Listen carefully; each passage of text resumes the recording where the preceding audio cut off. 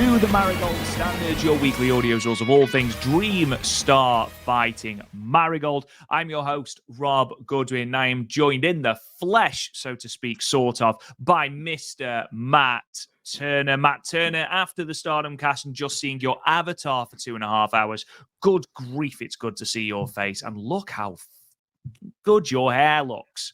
I literally just did it. And I'm going to give you and all of our fantastic listeners of the Marigold Standard a little warning, because this is the first time we have ever done a podcast right after I came home from the gym.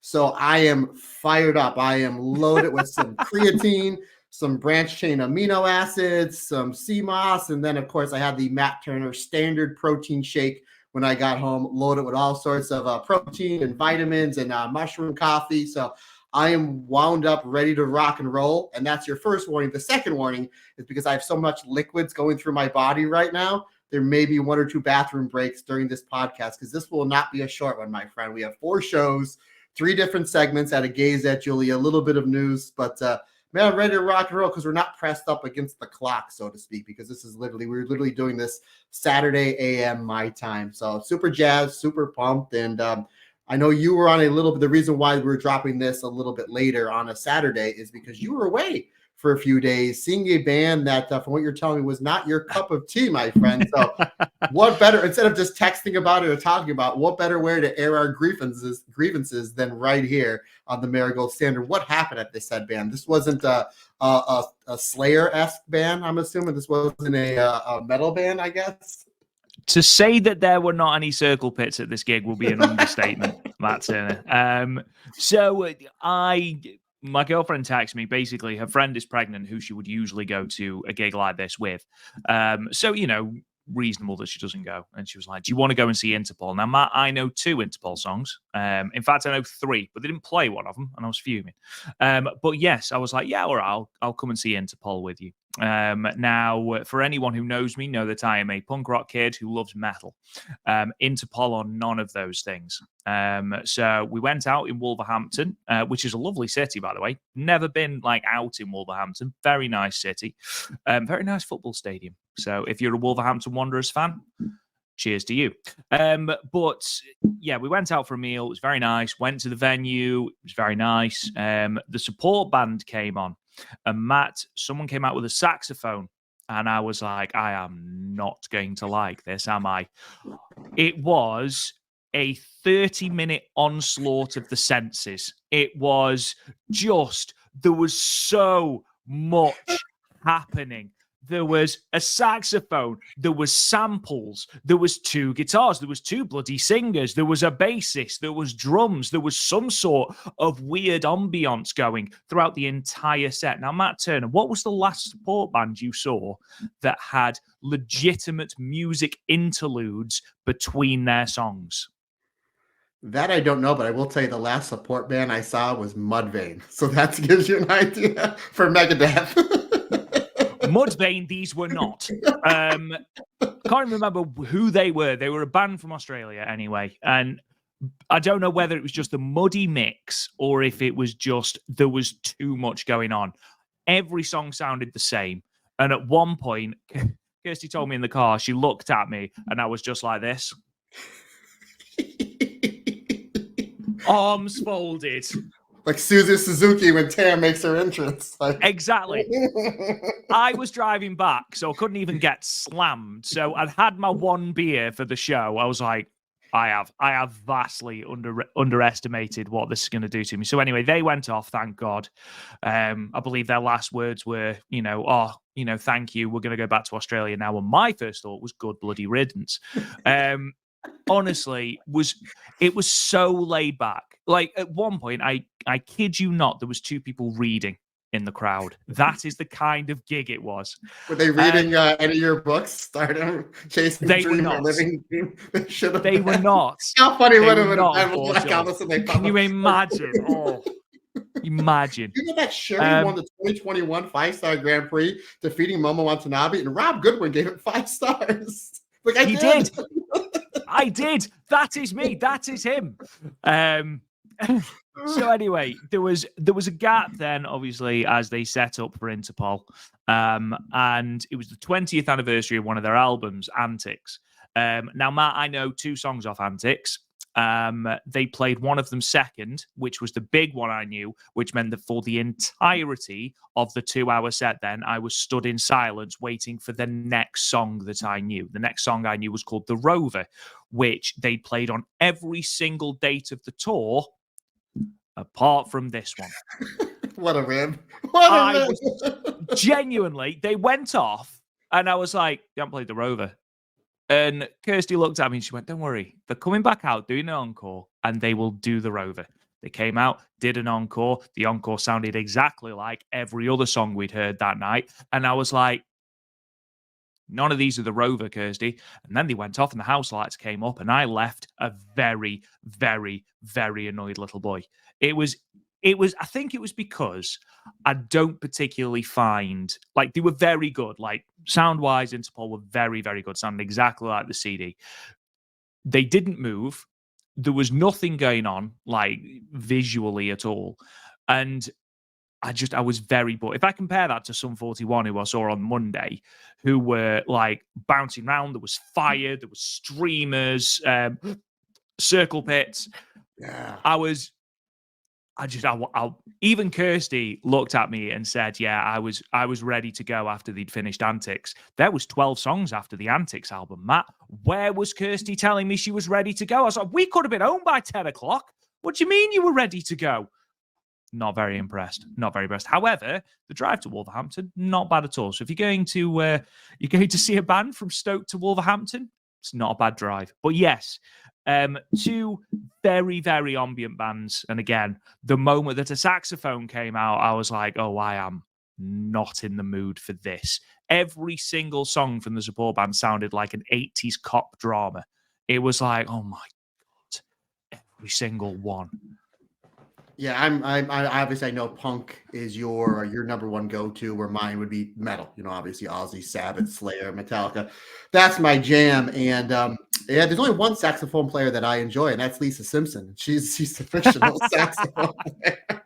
If Lisa Simpson had have come out, Matt Turner, I would have lost my mind. They would have instantly, I'd have been like, I'm following them everywhere. I'm just being a big groupie with them if Lisa Simpson came out. But it was just, again, I imagined that, well, the guy in front of me literally had his fingers in his ears, so maybe not. But I'm sure people in the crowd enjoyed them. I was not one of those people. I am not a music snob by any stretch of the imagination. And again, Interpol, I knew 2 songs. They were very good, like audio wise, but yes, I was not vibing with the gig. And the fact that someone was taking out a book in front of me, I was like, wow, okay, this is not. And they weren't even seated. This was on the floor.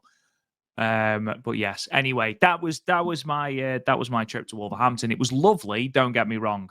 But yes, don't think that I am one for the vibes of an atmospheric ambient band. How long of a drive was it from your house to the venue?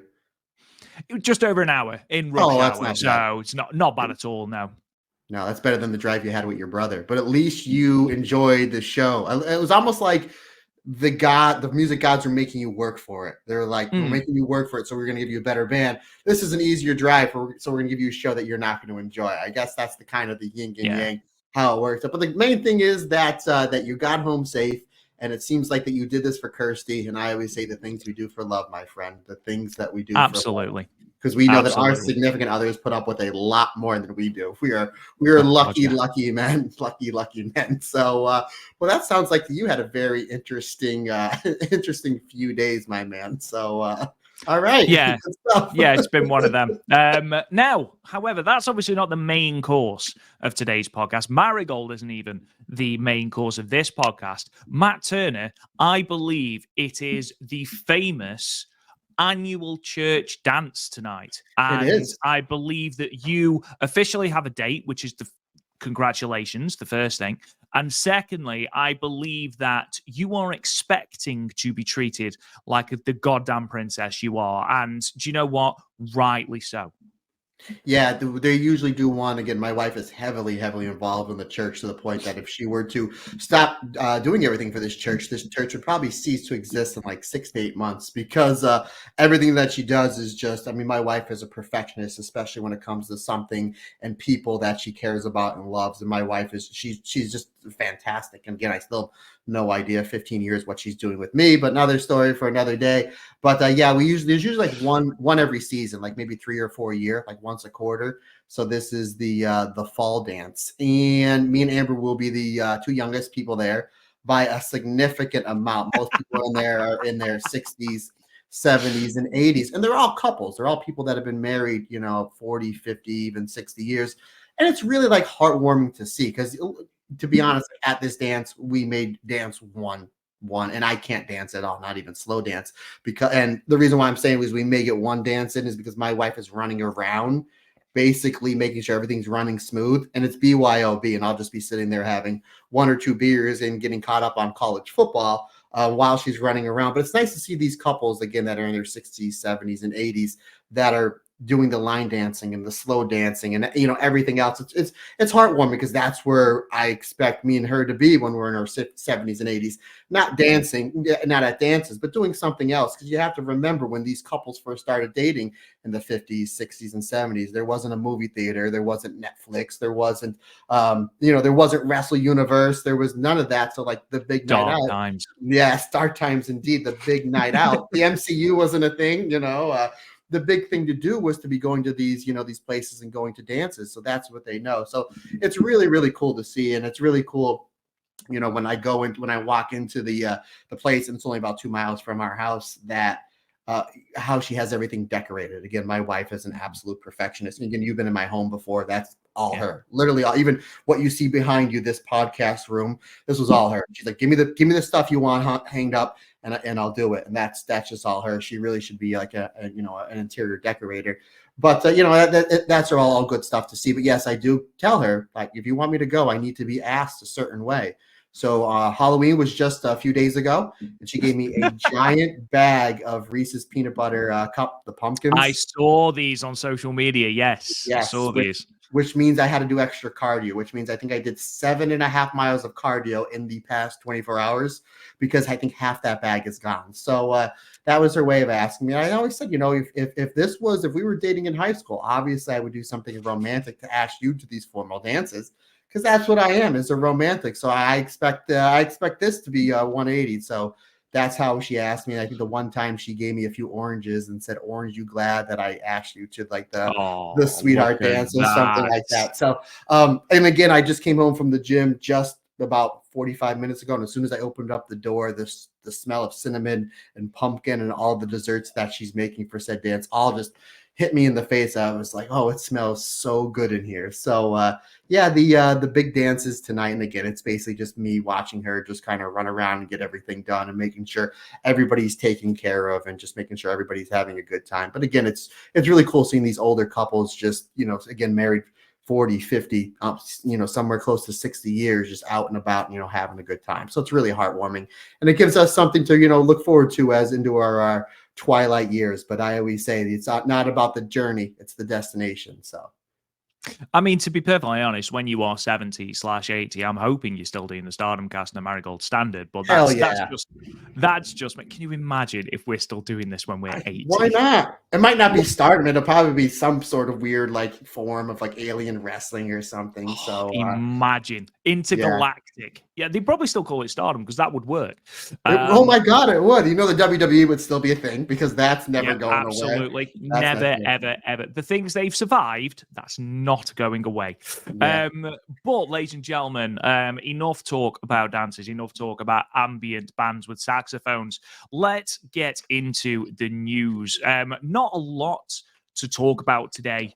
We covered a lot of it in the Stardom cast this week, and obviously this episode of the Marigold Standard is slightly late because of my trip out. The first bit of news does contain spoilers for the Marigold Hokkaido shows, which took place today on the 2nd of November. So if you don't want to hear anything about that, you're waiting for them to drop on Wrestle Universe, then please skip ahead 30, 40, 50 seconds. I will just say that according to the Wrestle Universe schedule, they are due to drop at, I believe, 2 a.m. British Standard Time on the 4th of November. So you haven't got long to wait for those Hokkaido shows. But there has been another title match. It looks like made official for the Korakuen Hall show on the 14th of November. Obviously, we knew we were getting Sari versus Nanae Takahashi, and we knew that we were getting Utami and Koki taking on Mirai Saku for the Twin Star Championships. However, after successfully defending the Superfly Championship against Misa Matsui in what I am informed by people who have seen it live and have followed them and translated their tweets, is a very good match between Natsumi Shozuki and Misa Matsui. Natsumi Shozuki actually came out and challenged Miko Ano for the United National Championship. Now, it's yet to be given a graphic, which is the way that I think that the matches are official, but it does look like that is where they are going for the Korakuen Hall show, which means that we have got Sari versus Nanae Takahashi, Miko Ano versus Natsumi Shozuki, and then Mirai Saku versus Utami and Koki Amare. And Matt, as a top 3 matches for that card, it's very difficult not to be excited, isn't it? I mean, don't get me wrong. I don't anticipate it being a double championship match. I also don't anticipate Natsumi Shozuki winning, but I do anticipate it being an absolutely fantastic match because we know what both women are capable of. We know the styles of both women as well. I imagine it's going to be knockout, drag-out brawl, and I love that.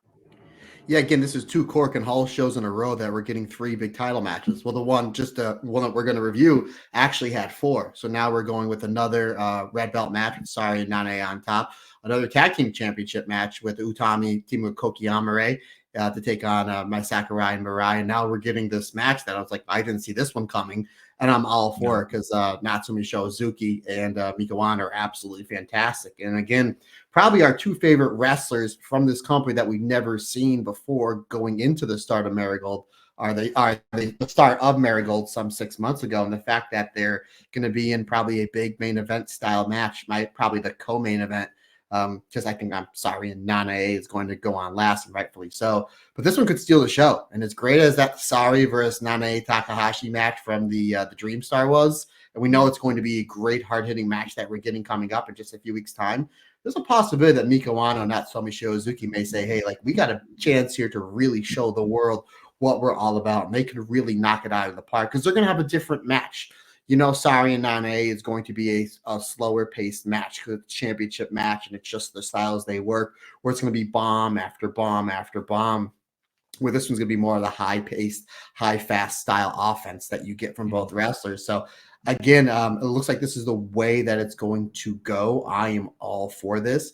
And again, kudos to Rossi making these Korakuen Hall shows feel big and feel special because of all the venues that they run on a consistent basis. Korakuen Hall is not only the most special, but the one where they can draw the most amount of tickets. Like in Shinkiba first ring, you can't get 900 to 1,000 people in there.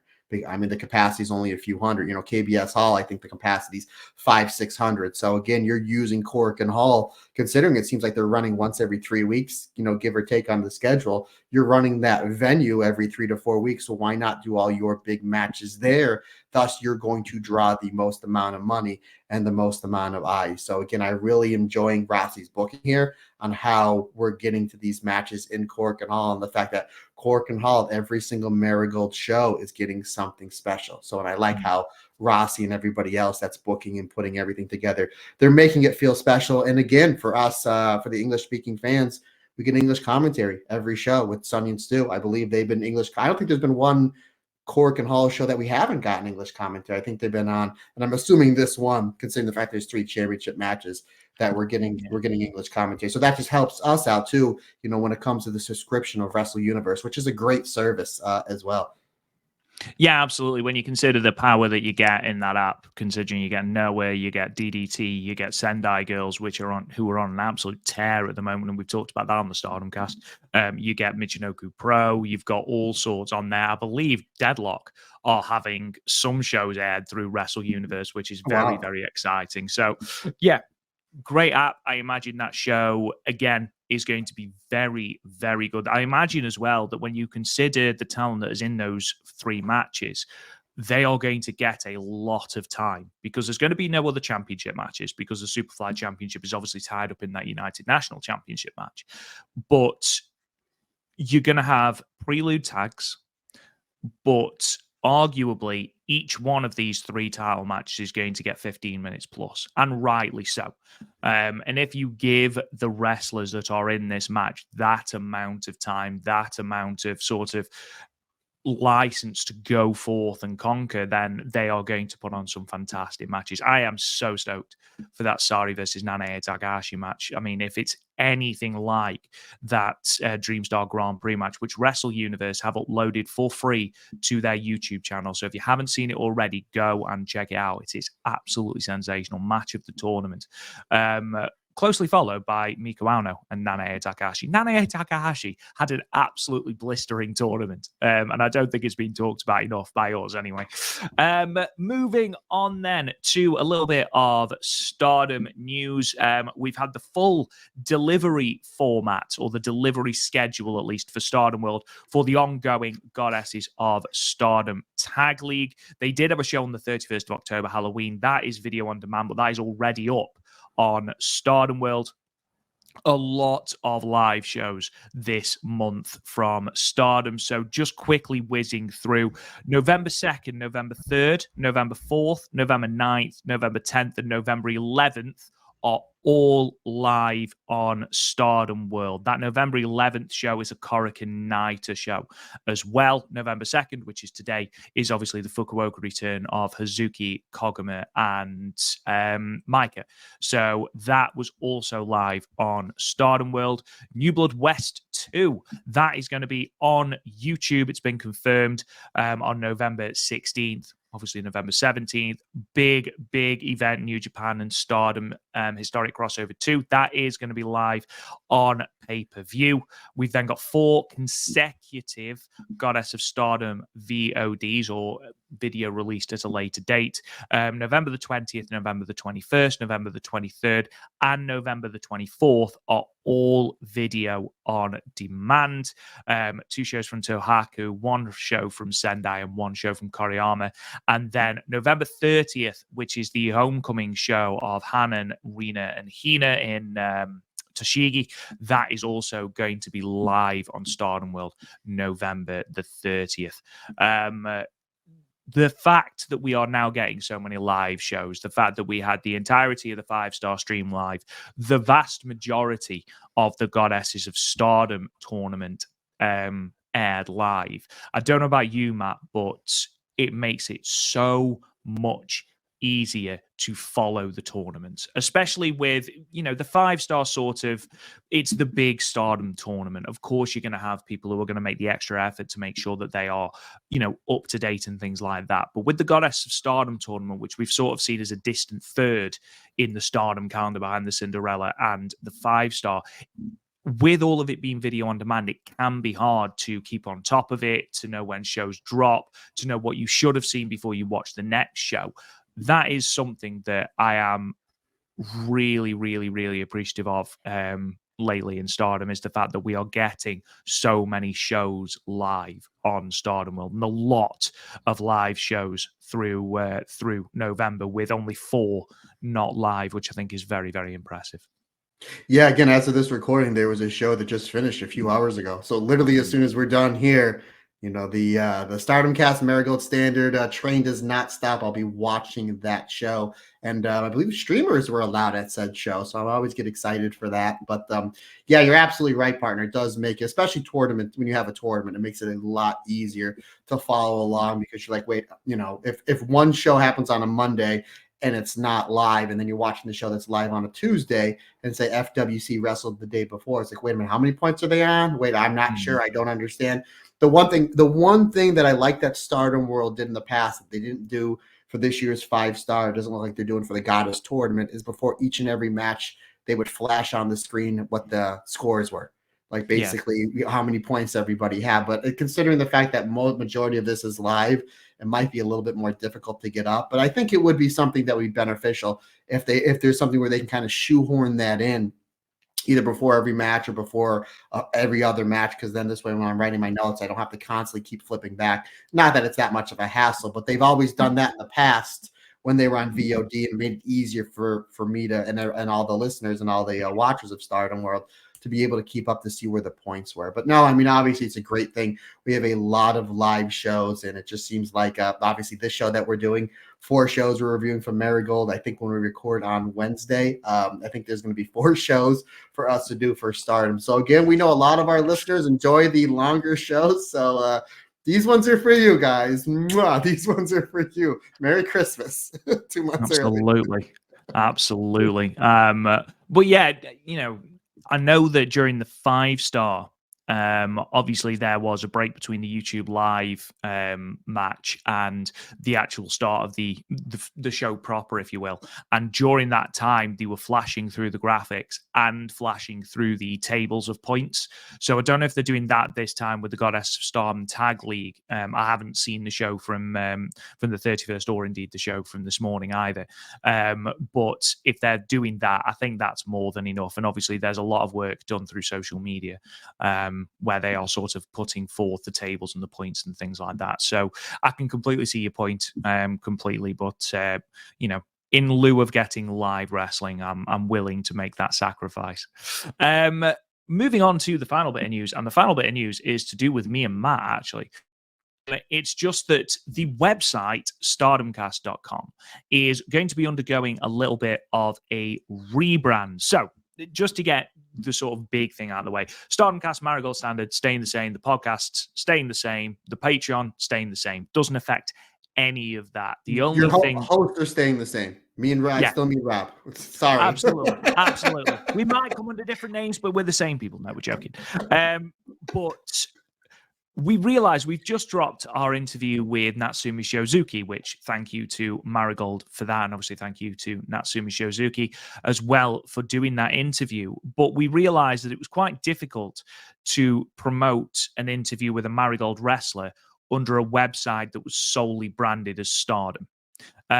So sort of taking that into account, we've sort of decided to, as you can see if you're watching this on YouTube, we've taken the opportunity to rebrand the website as talkjoshi.com. That's coming into effect later on this week, so the website will remain the same apart from the fact that it will be under Talk Joshi branding.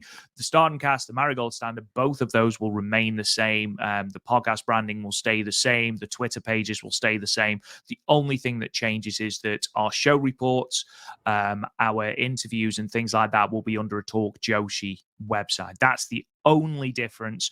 Otherwise, everything else stays the same, Matt. Yeah, what's great about this, the fact that it's Talk Joshi is not obviously Stardom. Marigold will be 95% of the stuff that's on there, but obviously with Julia in NXT, where that stuff will throw on there with the Io and Kai rewatch that we do. That stuff will get thrown on there with the occasional Tokyo Joshi Pro match that people keep saying we need to watch, like that Mako Satomaro tag from about a month ago. That has the opportunity to be on there. So we're not just kind of pigeonholing ourselves just into Marigold and just into Stardom. And again, the fact that Stardom, the wrestlers are all over the place, with everything going on, especially a lot of their stuff over in Sendai Girls. So that absolutely helps. And folks, and again, I'm always honest, this is 100% Rob. Rob is 100% on the website. He'll throw some things at me. I'll give him a couple ideas. When he had this idea, I said, what do you think? I said, Rob, I love it. That's all you. The website is Rob's baby. So, obviously the kudos, the clap, the kudos goes to one Rob Goodwin, because that is his baby. As you know, for anybody that has his books, and if you haven't had his books, Christmas season is right around the corner, folks. Absolutely. Rob loves to write about pro wrestling. So, I love the Talk Joshi thing. My only suggestion was maybe put a baseball jersey on that logo. So that could be like Talk Joshi Championship Edition, like back in the old Street Fighter days. So that might be the gold, the gold standard of Talk Joshi. But no, again, the whole reason behind this is that Rob is absolutely right that the fact that we're doing more interviews with wrestlers from outside of Stardom, that the fact it's like, it might not be a good idea if it's just the Stardom cast. So, again, kudos goes to Rob on all of that. And like I said, I just throw a couple ideas his way, and what he does with them, that's on him. But no, as always, partner, I love the idea. I love the logo. Great job as always. Your work ethic is really unparalleled. And it's one of the reasons why we have been successful as we are, is because of the Godfather, one Rob Goodwin, and his passion. See that? His passion for this project. Passion. Thank you very much. Yeah, just again, all of the Stardom stuff will stay on the Stardom cast. All the Marigold stuff will stay on the Marigold site. All of the show reports, obviously, we're doing 4 shows today. All of the show reports are already up on the StardomCast.com as it is currently. Again, that name will change at some point this week. Fingers crossed. It has been sort of started. And basically, if you put the StardomCast into, or the StardomCast.com anyway, into Google, it'll just reroute you to Talk Joshi. So don't worry if you can't remember it, and don't worry when you're like, oh my god, your website's green, why is it green? That's why. So moving on, Matt, we might as well dive headlong into these 4 shows, and we are going to start in Nagano on the 20th of October. Nagano arcs for the Fantastic Adventure Tour Night 6, Monday the 20th of October. It did mark the return of Bozilla, who had missed the previous 3 shows through ill health. It's the first time that Marigold have run a show in Nagano. The announced attendance of this show is 203 people. Now, to get the negative out of the way, this is the joint lowest show in Marigold's history, alongside the Sendai. Was it Sendai Pit? Yes, the Shinkiba First Ring, show from the 20th of September 2024. However, reports coming from the venue said that the crowd were really, really hot for this. And 203 people might sound like a really small amount. However, this show did outdraw Noah's Sunny Voyage show there in January, with that card only drawing 191 people. So yes, it might be a small amount, but it is sort of on par with other venues or other promotions that have run the venue. I know Dragon Gate run it earlier in the year. They drew 280 something, I think. So it's not miles out of contention with other promotions. The results then are as follows. Singles match: Natsumi Shozuki defeated Komomo Minami with a running double knees in 6 minutes and 50 seconds. Bozilla defeated Chiaki with a sit-out powerbomb in 7 minutes. Though defeated is a little bit of a soft word. Bozilla destroyed Chiaki in 7 minutes with that powerbomb. Nice, folks. He's being nice. Good grief. In a tag team match, Koki Amare and Nanae Takahashi defeated Misa Matsui and Nao Ishikawa, with Koki Amare pinning Nao Ishikawa in 12 minutes and 6 seconds with the Amethyst Butterfly. In a 3-way match, Nagisa Nozaki versus Miku Ano versus Utami Hayashishita. That ended in a 15-minute time limit draw.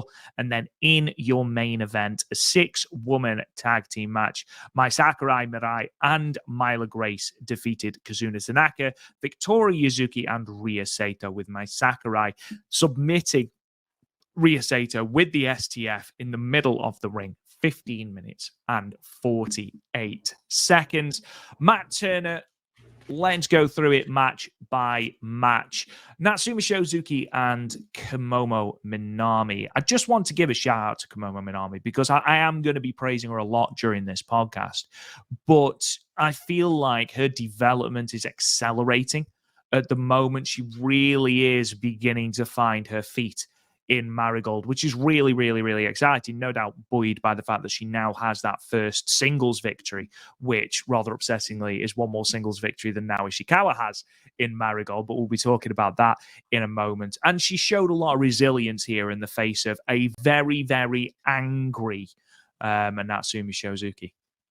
Yeah, you're absolutely right with Komomo Minami.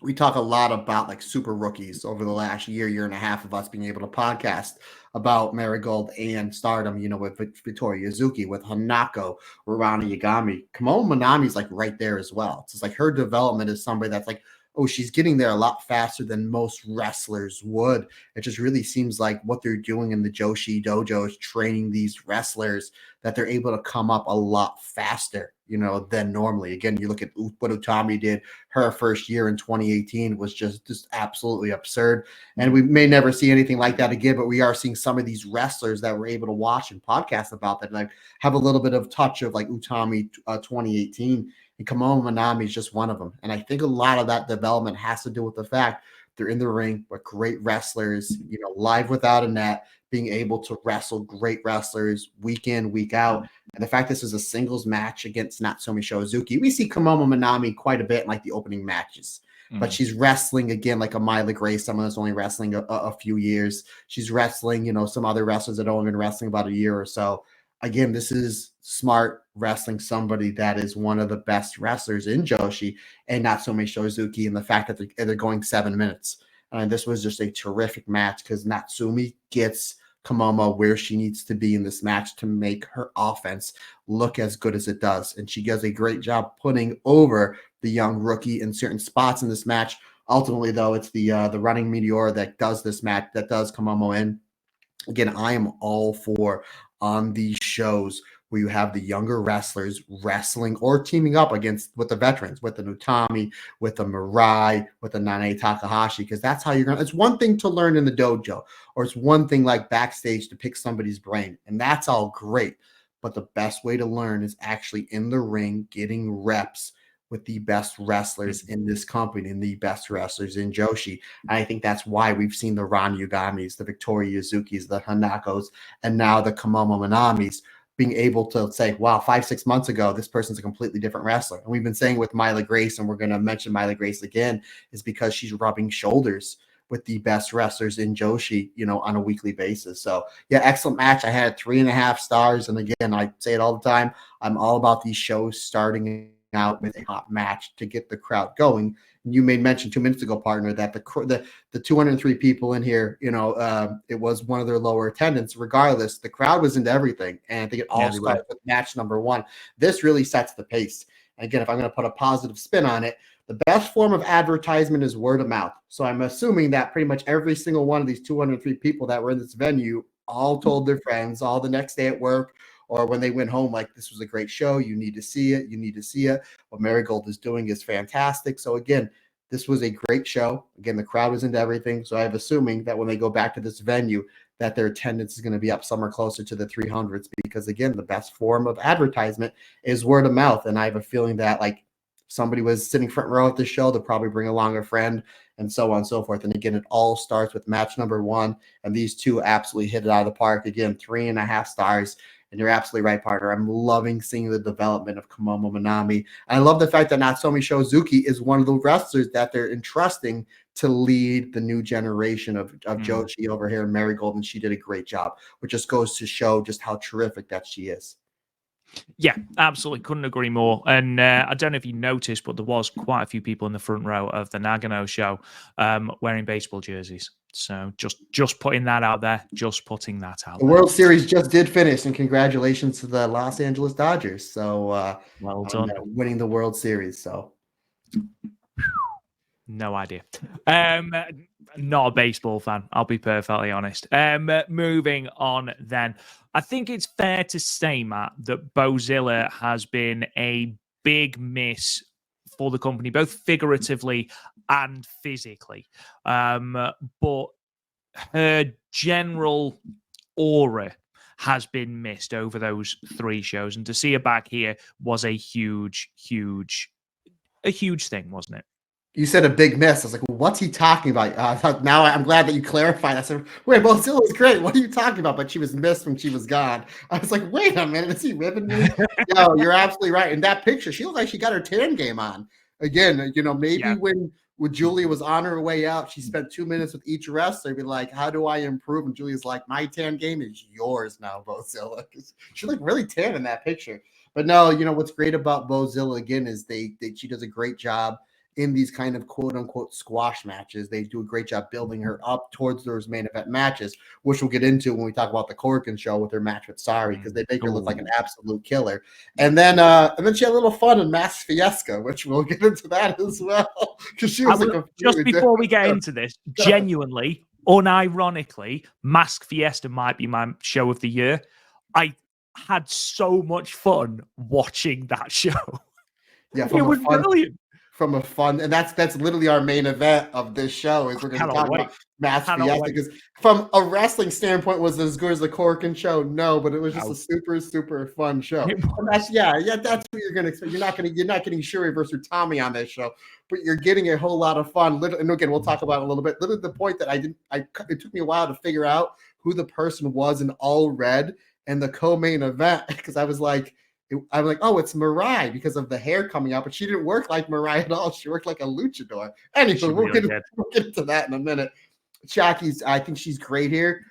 Again, I would have more rathered maybe one of the rookies, because it seems like they're kind of building Chiaki and Nagisa Nozaki up to make a run for the tag title. So I would have rathered if this was going to be a quote unquote a glorified squash match. And Chiaki did get her stuff in, but ultimately it's about keeping Bozilla strong, making her look dominant, going into her big championship match that she had with Sari. So I get that, but I would have rather maybe somebody else in here, because I like what they're doing with Chiaki, Bozilla, and Nagisa Nozaki, as there are your established heels, your badass heels. So regardless, I think Chiaki was great here. Ultimately, it was just her bumping and feeding for Bozilla. Actually, really solid stuff. 3.5 stars for me, my friend. Yeah, I must admit, I don't mind Chiaki taking on Bozilla here. And Chiaki is another person who I am so full of praise of at the moment, considering she was the one I wasn't sure about when we first started this Marigold Standard endeavor. She was the one that I sort of felt a little bit directionless. And actually, she's found her niche at the moment on the Marigold roster, and she's doing a fantastic job in that area. And, she's able to have these sort of, if you want to call it a squash match, it was really, she was able to carve out those opportunities. She used the cold spray. She was raking the eyes. She knew she was in strife the moment the bell rang. She was looking around the crowd going, but, she was still able to draw out a relatively competitive match out of Bozilla, and I like that. But then she goes into the main event of the afternoon Shinkiba show on the 27th, and she's brilliant in that match, where she's going blow for blow with the likes of Miko Ono and Nanae Takahashi. And that's something that, again, we talked about Komomo Minami's development. Chiaki is another one who I've been really, really impressed with. Wherever you plug her in, she is going to do a job. And I hope she does get a Twin Star Championships opportunity with Nagisa Nozaki, because she does deserve one. She's earned one. You don't deserve things. No, absolutely. I live and die by nobody in this world deserves anything. The world does not owe you anything. You earn it. Absolutely. But you're coming around. I'm getting there. But yeah, ultimately, I did enjoy this match, and it was a great reintroduction to Bozilla. Obviously, the main point of this is to give Bozilla that momentum heading into what will be her Marigold title match on Thursday, the 24th. She's been missing for 3 shows. Just make sure that she's got that momentum heading into that title match. We then head into a tag team match. Nanae and Koki defeating Misa Matsui and now Ishikawa. The rapid deterioration of this team needs to be studied, because they went from being, passion and being, happy-go-lucky and a fine tag team, and then they hate each other now, and that rapid deterioration continues here. And I did feel for now Ishikawa, and I know that's the whole point of this storyline, but the fact that post-match, Nanae basically in front of her, in her face, basically holds Koki Amare's hand up and goes, this is passion. This is what passion looks like now. And it's like basically if you're a parent and you've got a person, your child is not very good at football, and you basically go to the best player on the team, hold his hand up and point at him in your child's face and say, this is what a good footballer looks like. Not you now, Ishikawa, this. So I did feel a little bit sorry for her, but that this is all the fire that we're going to get behind now Ishikawa as she goes on this search for that first win. And I thought that, leading into the other matches on the other shows that she had, I thought she was really, really good in the Korakuen Hall show. And I thought, as we would expect, all 3 other women were fantastic as well. I just felt so sorry for now Ishikawa, and I don't know if that's just my my love of Naoya Ishikawa, I don't know, Matt, but I love the way that this is progressing. And I do like the fact that even though she's not winning a match, even though she's not in a championship program, we've still got this storyline for Naoya Ishikawa. Yeah, you're absolutely right on that point. There's something else I kind of want to point at. And we saw Rossi would always do this in the first handful of years with Stardom is he'd put, you have your established teams, but he's got no problem breaking up certain teams. Obviously, Kokiamura and Chikagoto are the team. Chikagoto's injured. We have Utami coming in. Obviously, we have the Passion Sisters with Naoya Ishikawa and Nanae Takahashi. But at the same time, it's like, let's just throw some random wrestlers together just to see, you don't know what might stick. Obviously, the storyline going into this match is Nanae and Now. But we're doing something with Koki Amare, again, who's somebody they have big plans for, and Misa Matsui, who's not too far behind Koki Amare. And we go and have a great tag match, 3 3/4 stars for me. Again, you have somebody in Nanae Takahashi who's probably been wrestling just as long, if not longer, than some of these wrestlers in the match have been alive. And it's, again, you're having somebody who has a lot of experience, who's doing the best work she has in a long, long time. And she's somebody that's going to elevate everybody in this match, regardless if it happens in the ring or before or after, where she can go and direct people, like, hey, here's what you did right, but this might be a little bit better. Here's what you did wrong. Try doing this, try doing that. Again, if longtime listeners to the show remember, a little over a year ago, we had that interview with Awesome Kong, where she said she got to work with Nanae quite a bit. And after the match, she would go and point out, hey, this was great, but if you did this, maybe you get a better reaction. Or if you slow down this would get a better reaction. So having a veteran that is absolutely crushing it, Nanae Takahashi, in this match does wonders for all the talent here. And I thought that you're absolutely right. What she did when she held up Koki Amare's arm, it still gives Koki a little bit of a rub. Again, she was one win away of making it to the finals of the Dream Star tournament. She's somebody that they have definitely have big plans for, and rightfully so. Somebody that's probably going to be challenging for the red belt probably sometime in 2025. So that still gives Kokiamura a little bit of a rub. Again, the main crux of this match is Naoya Ishikawa. As soon as the bell rings, she jumps Nanae. Because, again, we're building towards that match coming up in a couple days in Korakuen Hall with Nanae and Naoya Ishikawa. Misa Matsui is kind of just like, she's in here, but I'm not gonna say didn't have a purpose, but like the main crux again was Now and Nanae, and then to give Koki the rub.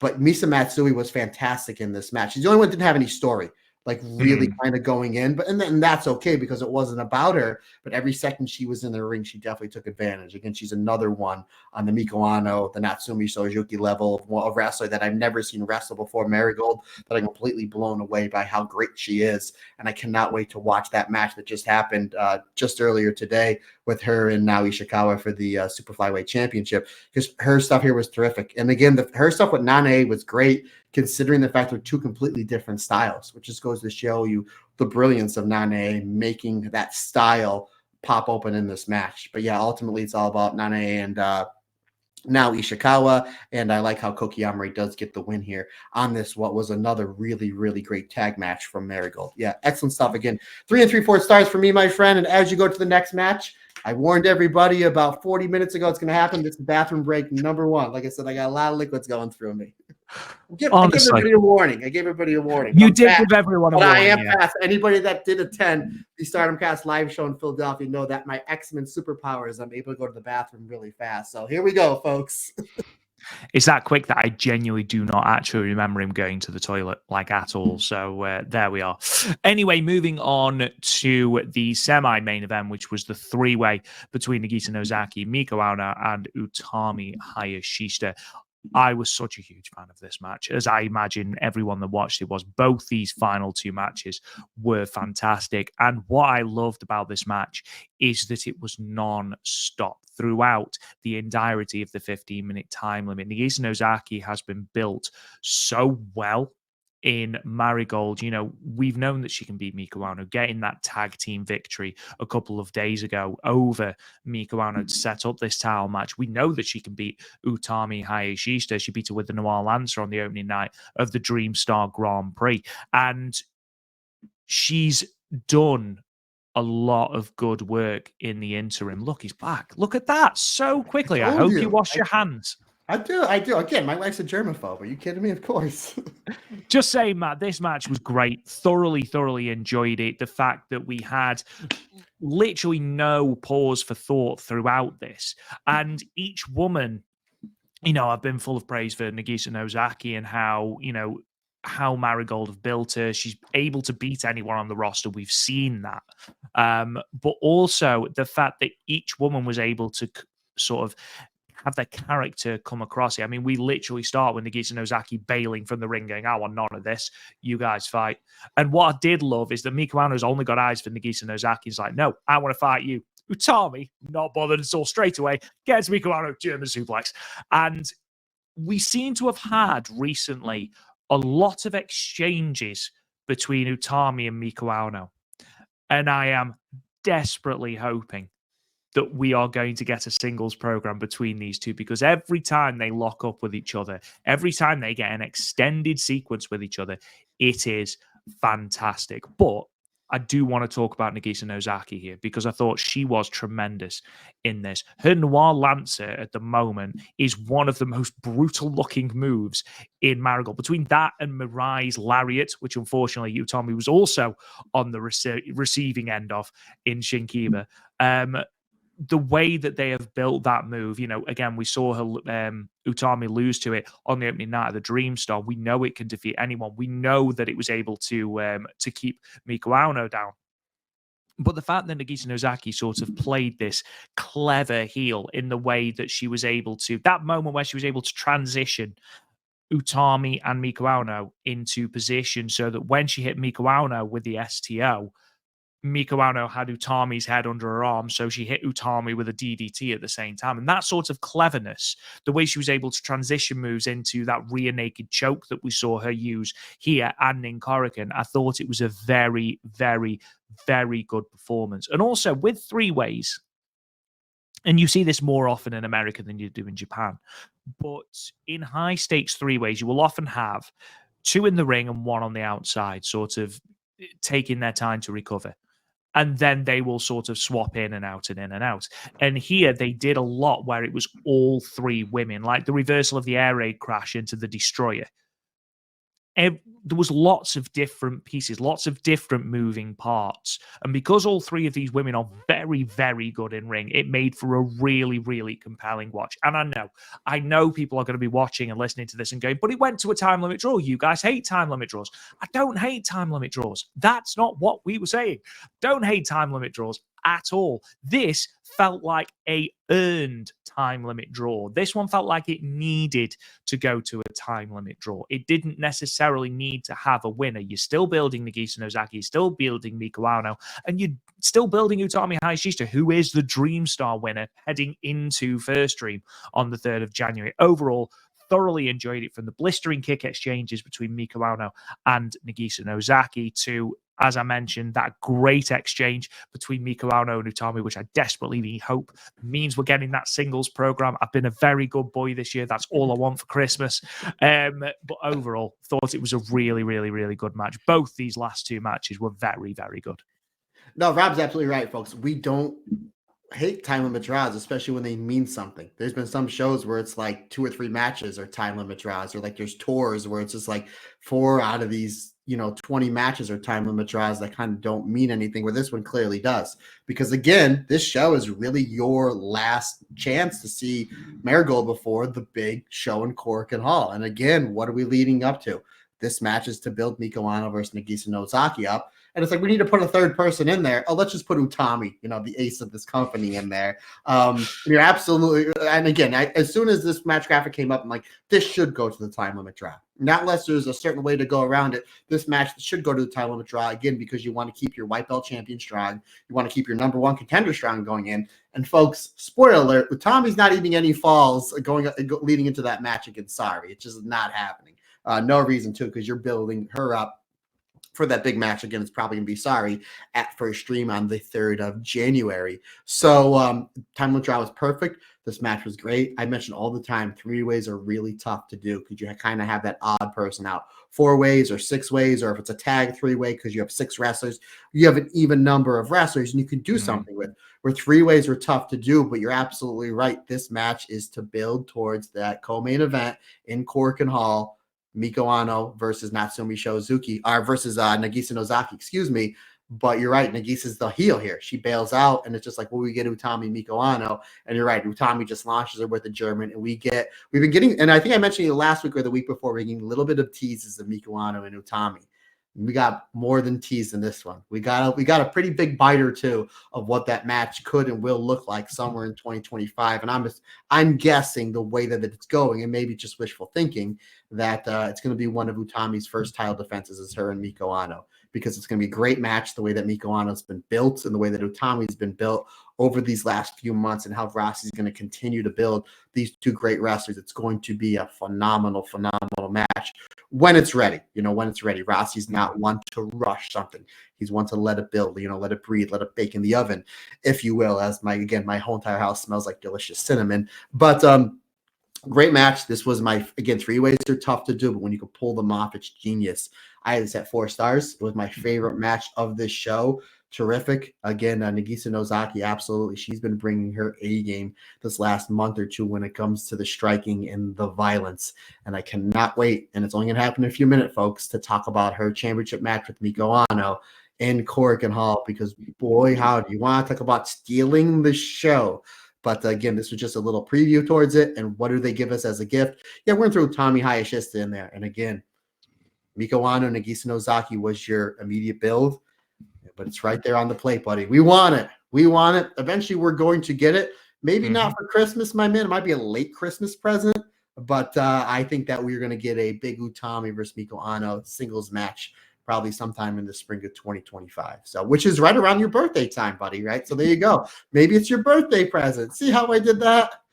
I don't want to say that Vegas would be the perfect opportunity to do that. Oh, my God, ladies and gentlemen, I didn't even think about that. Think about that.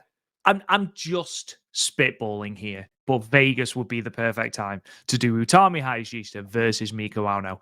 Imagine the sound in that venue, wherever they do end up running. If it's for the red belt, instead of throwing streamers, throw baseball jerseys. Throw baseball jersey. Absolutely. Why the hell not? Especially as Miko Ano's baseball jersey is one of the best ones. Though, to be fair, actually, the more I've seen them, seriously, Yuzuki's looks amazing. Koki Amaray's looks really good. Really good. Mai Sakurai's looks amazing when she comes out in it with the baseball cap. She looks ace. Miko Ano and Natsumi Shozuki's are obviously brilliant. Kazuna Tanaka's blue one is really good as well. They're all great. But anyway, there we are. Miko Ano she's my favorite baseball jersey. If it'd probably be that one or Utami, because Utami's my favorite wrestler in the company. But if we were going to the stands and they were all sold out and they only had a Koki Amaray, I'd rock that. I'd rock that purple. I think you would. You'd look beautiful, man. Anyway, moving on to the main event, which was the 6-woman tag. Myla Grace and Mirai Saku versus Victoria Yuzuki, Kazuna Tanaka, and Rhea Sato. Something quite nice to take from this match is that it's Myla Grace and Rhea Sato's first Marigold main events, which I thought was really good. I thought Myla Grace, again, looked the part, felt the part, did really well in tandem with the tag team champions, or the twin star champions, should I say. Obviously, the main crux of this match is Mirai Saku versus Yuzuki and Tanaka, and that's where our story goes. But what I enjoy is there's lots of little niggling stories that go hand in hand with that. And what I mean is, you see Kazuna Tanaka straight away. So 5 days before this, you had the press conference setting everything up for Korakuen Hall.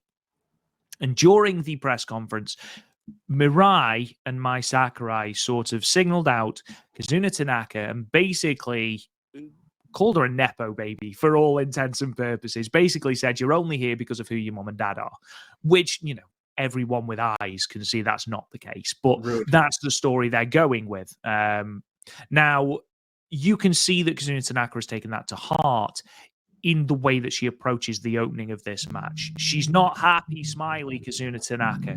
She is very much sort of determined. You can see it in her eyes. She is focused, almost shark-like, on Mirai. And it's something that we don't see very often. Yes, she gets battered by Mirai. 2 of those forearms that she gets early on in the neck, like I took one from Matt Turner and he was given about 40%, and that knocked me for 6. I felt that for a week afterwards. So, never mind Mirai battering Kazuna Tanaka.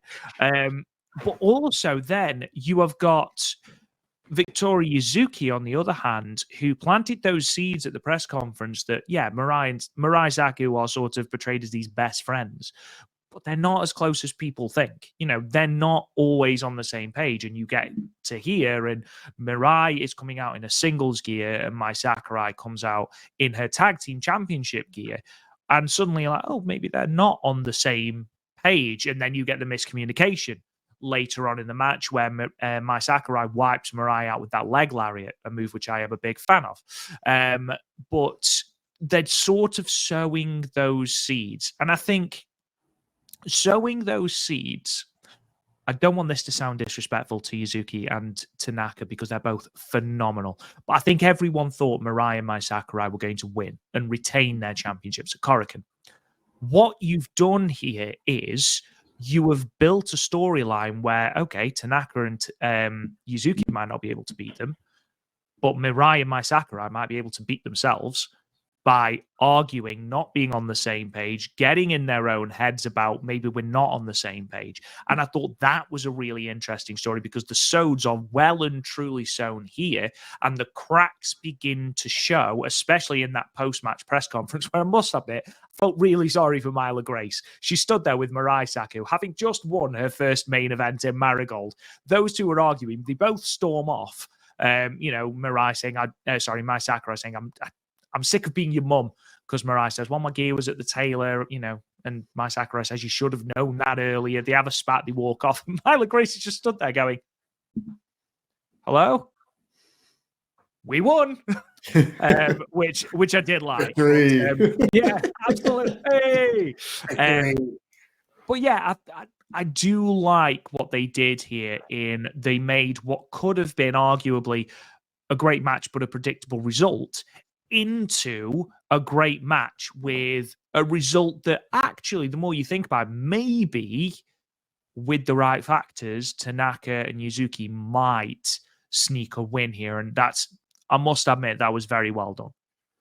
Yeah, and you're absolutely right. They did plant the seeds. I think the show the week before, and they further it here. And again, we'll talk about the Korakuen show, where it's just like, obviously Mirai is a tenured wrestler. What she's been able to do in wrestling, especially in Stardom, over the last few years has been phenomenal. Again, back-to-back winner of the Cinderella tournament, winner of the Wonder of Stardom Championship, winner of the Goddess of Stardom Championship. And then, again, Mai Sakurai, in my opinion, as we are literally 2 months left of this year, which is crazy, is my most improved wrestler of the year. And they're basically taking on 2 rookies. I think Yuzuki, she's wrestling a little more over a year, but you take away the time in between Stardom and Marigold, she's wrestling less than 12 months. And same thing with Kazuna Tanaka. And they're both fantastic. So now you're giving them a little bit of a chance. We know that Yuzuki and Tanaka are going to be champions, both tag and singles champions in this company and in wrestling for years to come, because they're both fantastic. But it's like, maybe it happens now, because maybe you're absolutely right. Maybe Mai Sakurai, they cracked just a little bit too much, where we are going to maybe see a flash pinfall. And again, we'll talk about it in just a moment, to kind of give people like, maybe we're going to see a title change in Korakuen Hall. Which again, it's always something big when you're there live and you see a major championship change. It helps you want to be like, I'm going to go to that show, or I'm going to see that show. I'm going to take my, my wife or my daughter or my son or my nephew or my friend that likes wrestling to say, hey, there's a chance we can see a title change here, because it's always history to be made. So yeah, you're absolutely right. They did a great job planting the seeds there. I like how, and you mentioned it just 2 minutes ago, partner, how Rhea Saito, Myla Grace getting their first main events for Marigold. And this is what these shows are for. They're for like, hey, let's give these wrestlers a chance, give them some main events, because we don't know how they're going to react in a main event if we don't give them the opportunity. Rhea Saito's been really, really good. Myla Grace has been absolutely fantastic. She's somebody that I cannot wait to see where her career is going to go in the next, 6 to 12 to 18 months, because what I've seen over the last 3 or 4 months has been phenomenal, and she's getting even better. not just in the ring, but her character work, the fact that she's able to connect with an audience that they speak completely different language with the English to Japanese, but can still connect with that audience is fantastic. And yeah, putting them in the main event here, it's a good shout. Let's give other wrestlers a chance to see what they can do in the main event. Ultimately, I thought this was a terrific match. I thought everybody gelled well. And again, pretty much this entire show is we're building towards Korakuen Hall. This is our last opportunity to sell tickets for Korakuen Hall, where the majority of crux of this match is the champions of Mirai and Mai Sakurai versus Kazuna Tanaka and Victoria Yuzuki. We're just sprinkling in a really good rookie in Rhea Sato. We're just sprinkling in a really good wrestler that's doing fantastic with Myla Grace, and we're giving them an opportunity to show what they can do in a main event. And I thought the two of them hit it out of the park. I thought they did a great job building towards that tag match. Ultimately, this was a terrific match, a great way to end the show. 4 stars for me. And again, I like the 3-way just a little bit better because I have them both ranked 4 stars, but this one was right there. Again, you had a really solid show. Again, 5 matches, a quick show that really finished off with a bang with 2 terrific matches. Again, ultimately building towards your next show, Korakuen Hall, with all those championships and the passion injection match all on the line, brother. Again, a really, really solid show. And I think as well, you hit the nail on the head. Like, what better people to do this sort of inner turmoil angle against than 2 people with the 2 flash pins as their finish? You've got Yuzuki, who's got the rolling arrow, and you've got Kazuna Tanaka, who's got the redream. So, and they did that very well throughout the Korakuen Hall show, which we're going to talk about in a second. Sort of teasing those victories with those moves, especially the redream, which was used very, very well. But yeah, let's move on to talking about Korakuen Hall, because it was an absolutely stacked show, arguably the most stacked show since the Summer Destiny card in Sumo Hall all the way back in July. So, 4 championships all the way back, yeah. Because it was a long time ago, believe it or not. But 4 championships on the line, the first ever title defense from Sari of the Marigold World Championship. This, of course, emanating from Korakuen Hall, Thursday, the 24th of October. The show also marked the Marigold debuts of Naho Yamada and Hummingbird. It'll be Hummingbird's first match since April 2024, and it's Yamada's first since May of 2024. So that is worth bearing in mind when we talk about this show as well. In terms of the attendance, Marigold announced an 866 person attendance for this card. We knew it was going to be a huge jump from the 600 that they drew last time. We thought and hoped that it would be approaching the 900 mark, which it was. It's the 8th time Marigold have run Korakuen Hall. It's the largest Marigold attendance, full stop, since Julia's final Marigold show. And it is also the largest attendance at Korakuen since, the 4th highest attendance at Korakuen and the 5th highest Marigold attendance overall. So a 39% increase on their previous Korakuen Hall show. All of the factors going in the right direction in terms of the Korakuen Hall attendances. The results are as follows then. Tag team match we opened with. This was free on YouTube as well. Myla Grace and Chiaki defeating Komomo Minami and Minami Yuki, with Myla Grace debuting a Sky Twister press variation in 7 minutes and 1 second, pinning Minami Yuki. In a debut match, Naho Yamada's debut, Misa Matsui defeated her with the Matsui Kawaii driver, answering the age-old question of what does MK driver stand for, because I got no idea until Sonny pointed it out, in 11 minutes and 29 seconds. Tag team match, Utami Hayashishita and Koki Amare defeated Chikagoto and Rhea Sato. Koki Amare pinning Rhea Sato with the Amethyst Butterfly in 11 minutes and 48 seconds. Passion Injection match 2, Electric Boogaloo. Nanae Takahashi defeated Nao Ishikawa with a Lariat in 11 minutes and 50 seconds. In the Marigold Superfly Championship match, the champion Natsumi Shozuki made her second successful title defense against the debuting Hummingbird, winning with the diving double knee drop in 9 minutes and 33 seconds. Marigold Twin Star Championships, Mirai Saku, Mirai and Mai Sakurai, the champions, made their third successful title defense against the newly christened tag team Celine Flora, Victoria Yuzuki, and Kazuna Tanaka. Mai Sakurai submitting Tanaka with the STF in 15 minutes and 25 seconds. Marigold United National Championship match. Miko Ono made her second successful title defense against Nagisa Nozaki, pinning her with the Styles Clash in 15 minutes and 28 seconds. And then in a blistering main event, Marigold World Championship match, Sari made her first successful title defense, submitting Bozilla with an armbar in 18 minutes and 47 seconds. There are all manners of reason that I loved that finish, but we will be talking about that very, very shortly. Matt, just before we head into that first match, that tag team match, what did you think about the show overall?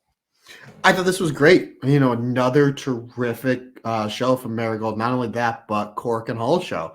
And again, you made mention that they went up 39%. Let's round up. They went up 40%. And it's not like, well, they haven't run Korakuen in 4 months. They just ran it just a few weeks ago. So again, the best form of advertisement is word of mouth. I'm guessing that when they're building this matchup, a lot of folks went home or went to the water cooler the next day at work saying, you need to come see this next show because we're getting a great tag match. We're getting a great red belt match. We're getting a great white belt match. So again, this is probably where we expect them. Now that, you know, that Marigold's been running, we're done with tournament season. They're building championship matches. This is where I expect them to be, right around the 800 marks. And this one was close to 900.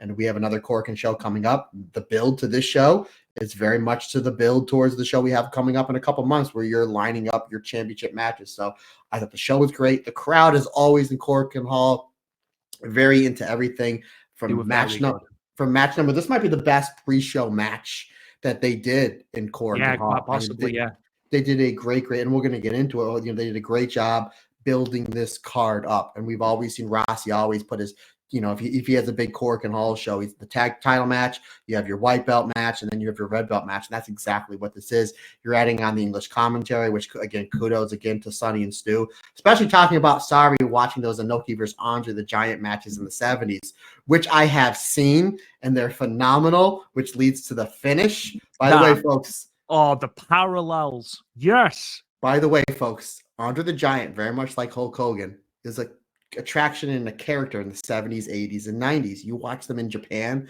completely different. If you have time, it's on YouTube. Watch Stan Hansen versus Andre the Giant from like 78, 79, where Andre shoots himself, and that's the match that really gets Stan Hansen's career off. I think Stan Hansen hits him with a lariat. They go to the floor. But regardless, and those Inoki Andre matches, again, these are completely different wrestlers when they go to Japan because it's a different style. But again, I'm trailing off here. But yeah, I love it how it's like Sari's watching these matches with Inoki and Andre the Giant. I've seen them. And I'm like, there's a lot of parallels there. And Sari, again, is a huge fan of Antonio Inoki, the Inokiism, the Sariism. She wears the red in tribute to the great Antonio Inoki. I'm like, Bozilla, we always said, is like Vader. I'm like, I can see her kind of like Andre in this match, and she does a lot of Andre and Vader, which is a great, great compliment. Trust me, it's a great compliment in this match. But yeah, a lot of parallels to a match that happened before I was even born, and I'm in my 40s, folks. So, and I love that. I love that we're paying tribute to the past in this great match. This was a terrific, terrific show. Again, Marigold does not miss at all, but especially in Korakuen Hall show, these are must-see shows, and I like how we're establishing Korakuen Hall as our big show before we get to those, you know, those pay-per-views they're only doing, I think, 2 or 3 a year, where those are like your massive shows. But ultimately, partner, I absolutely love this. Start to finish, wasn't a bad match. Matter of fact, it wasn't even a good match on the show. What I mean by that, it was very good to absolute must-see wrestling. I mean, everybody was really, really on their game. How about you, partner? As per usual, are you in the same alignment with me that this is like a must-see show, like start to finish? Absolutely, yeah. And ordinarily, I would say like there is a match here, there's a match there that you need to see. Quite literally, I would recommend the entire show because it's 3 hours, I think, just over. So it's a really, really quick-paced show anyway. All of the title match, I know that there is going to be an issue with the Superfly Championship match, and we are going to be talking about that because obviously, you know, it is marred somewhat, and I think that's probably what a lot of people are going to be talking about. But even that had really, really, really good moments. I thought it was great. Yeah. But even this first match, which we might as well talk about now, first of all, wrestling aside, all the credit in the world needs to go to Myla Grace, because she announced on social media that just before she went out, she found out that her granddad had died. So she then went out and put out, she didn't have to go out at all. She was perfectly within her rights to go, I am not in the right headspace to do this. Not only did she go out, she put out an incredibly professional performance, looked really good, broke out a brand new dance routine with Chiaki, who looked, by the way, like she was having the absolute time of her life during this match, Chiaki. And it was altogether a really good match. And I thought Myla Grace debuting of this brand new top rope move, really, really good. Really, really, really good, Matt. Yeah, you're absolutely right. Our thoughts and prayers with Myla Grace and her family at this time. Sometimes work is your best medicine. Sometimes it's like my grandfather passed away, and again, they could have, and I'm sure they said, you don't need to be here. You can, take your time if you need to fly back home or whatever, do what you need to do. But it's like, I'm here, I'm in Korakuen Hall, I'm doing the thing that I love most in the world, professional wrestling. Sometimes work your best medicine. I think she even put a tweet out, because I didn't watch the show live because it was on a Thursday. I think I watched it a few hours after it happened. But I saw she put a tweet out saying, I don't think I was at my best and I apologize. And I went and watched this match, and then I paused it and I'm like, did I read the right thing? Because Myla Grace was maybe her best effort in this match. I mean, she was terrific, new finisher. I thought she was great. It might have been something where she was on autopilot, and it was just maybe the spirit of her grandfather guiding her to this great match. Because again, we sing her praises all the time. And I went into this match thinking that, she tweeted out she doesn't remember the match because where her mind and her heart was, but that just goes to show you how great she was at wrestling. And by saying that she's on autopilot, folks, that's not, the context I'm using, it's not a bad thing. She's so good at wrestling that she went out there and put on, again, in my opinion, probably we've seen every one of Myla Grace's matches in Marigold. This is my opinion was her best effort. And, she got really great chemistry with Chiaki. I would love to see a singles program with her and Kamomo Manami, because I think they worked out really well here. Yeah.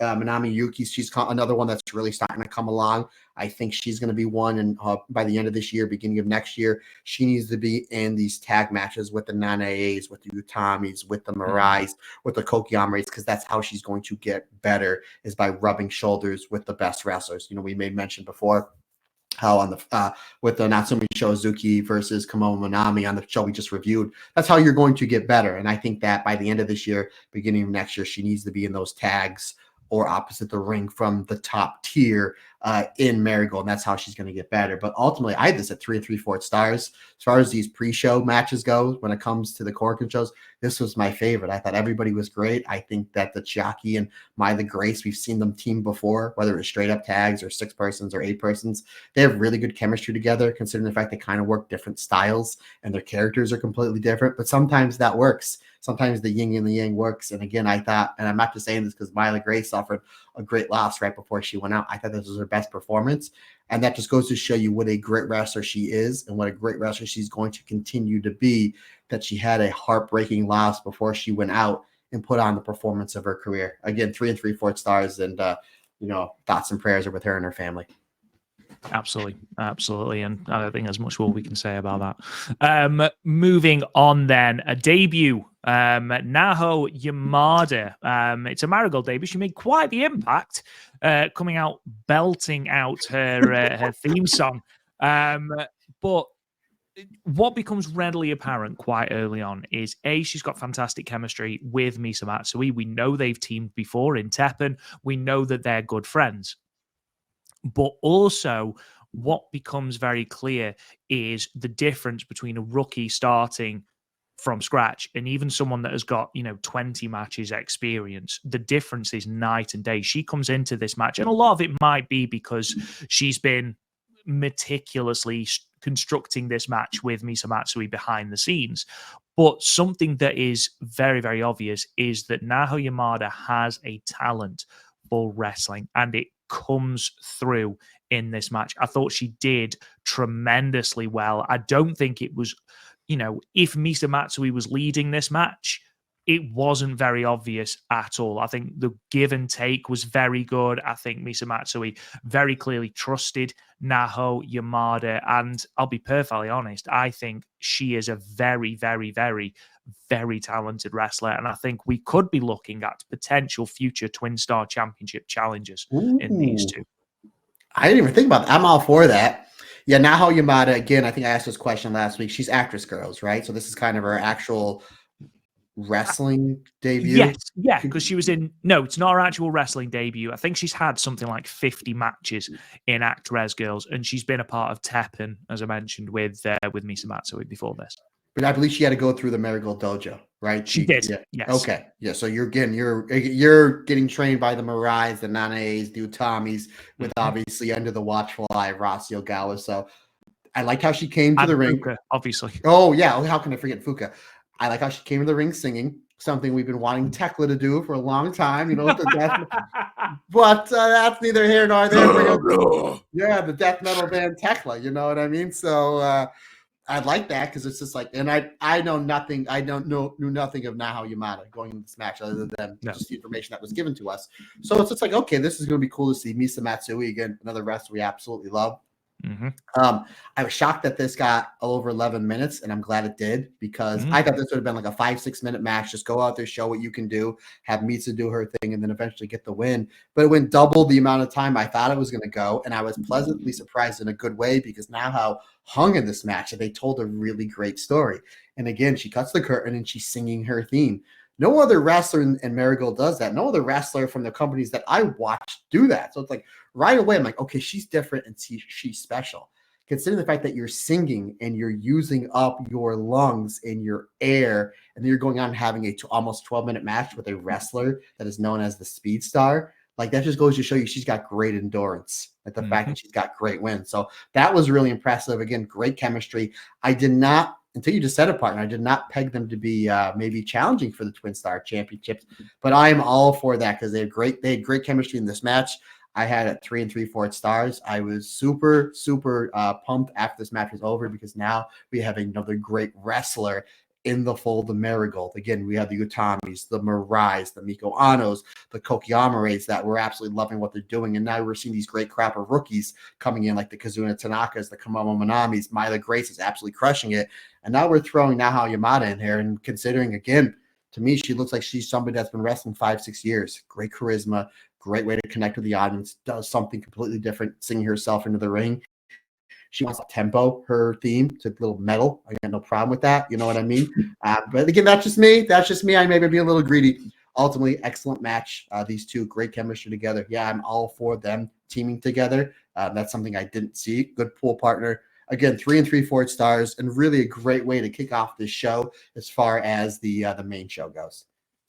Yeah, I think if she comes out windmilling in the next entrance, then we're going to be very, very happy. There's a circle pit. Like back when Seth Rollins was Tyler Black on the Indies, when he would wrestle for IWA Mid-South, he came out to, I forget the name of the band. Was it maybe 3 Inches of Blood? But anyway, there'd be a circle pit. When people would come up, I'm like, oh my God, why didn't I think of that? Why didn't I think of that? Yeah, they need to do some circle pits in Korakuen Hall. If it's going to happen anyway, it's going to be in Korakuen Hall because it seems like there's no rules. There's glass and people bleeding, and there's always crazy Joshi brawl in there. You may as well turn her theme into like a metal theme, and then just have people just crowd surfing during her entrance. You know, like why the hell not? Why the hell not? Wearing baseball jerseys. The thing that I'm most excited about for Naho Yamada, though, is that she builds out Marigold's undercard, because one of the criticisms, and I think criticism is a strong word, but is that Marigold have a very good top of the card in your Mirai, in your Utami, in your Nanae, in your Sari, in your Miko Aono. And you've got people who are sort of almost threatening that with Koki Amare, with Natsumi Shozuki, with even Misa Matsui as well, I think could be up there. But in terms of the undercard, there isn't as much depth. Now, you've obviously got Kazuna Tanaka, you've got Victoria Yuzuki, who is another one who should be, in the next 6, 8, 10 months, pushing that main event scene.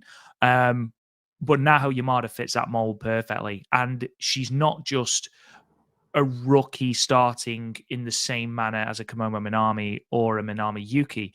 She's, we've seen now, and obviously in a couple of the shows that we're going to be talking about in Shinkiba, she is at a level above Minami and Komomo in ring experience. Yes, she's not going to be challenging for titles anytime soon, certainly not, but she's another person to fill out that undercard, which is really important for Marigold. And then obviously come first stream, we have got, I believe her name is Seri Yamaoka, the 17-year-old trainee. We've got her coming into the fold. I'm sure I read that Fuka has said that another trainee is very, very close to passing their protest as well. And I think it's the person that Utami was dancing with at Mask Fiesta. So I think we could be seeing someone else debut soon as well. So building up more and more and more of this undercard, which is really important. And again, look who you're learning from. You're not learning from somebody that's a used car. Again, we see a lot of here in the Northeast where these people open up training schools and they're basically to get you your $3,000-$4,000 and you learn nothing about wrestling and then you need to relearn wrestling. They're not doing that. Plus, a lot of these rookies that we have seen that are just about to pass their protests, a lot of them beat the crap out of Julia in that gauntlet. So super excited for it. Moving on, then we have got the Twin Towers exploding. Koki Amare and Utami Hayashishita versus Chika Goto and Rhea Sato. And Matt, Chika Goto seems to have taken it very personally that her and Koki Amare have been split up in this match. And you can tell by the thunderous slaps that she delivers to Koki Amare early on that she is not messing about in this match.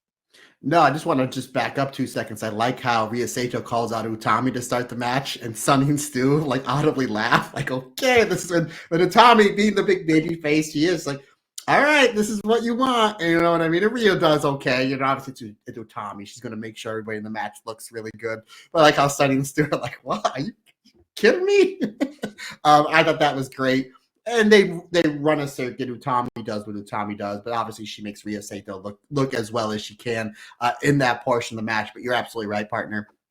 The main story in this match is Koki Amare versus Chika Goto, which we didn't know why they were going there until, and we'll cover it, until the match was over. And you're like, oh, that's why they went there. But it was a lot of Koki Amare versus Chika Goto.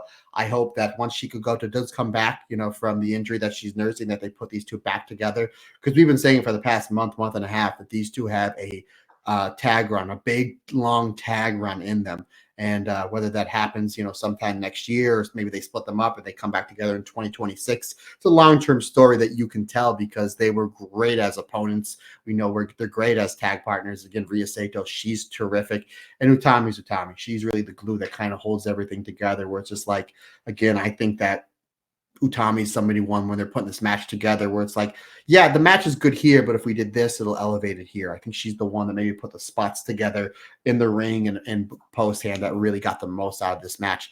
This was really, really good stuff. Obviously with Koki Amare getting the win over Rhea Sato, 3.5 stars for me, my friend. I thought this was a good, middle of the card match that really got us ramped towards those last 4 or 5 big matches.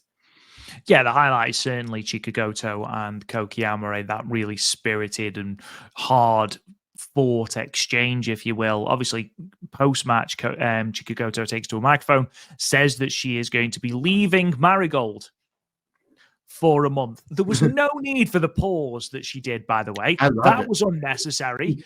I'm going to be leaving Marigold for a month. I was like, Goto! She should have sneezed and tied her shoe, and then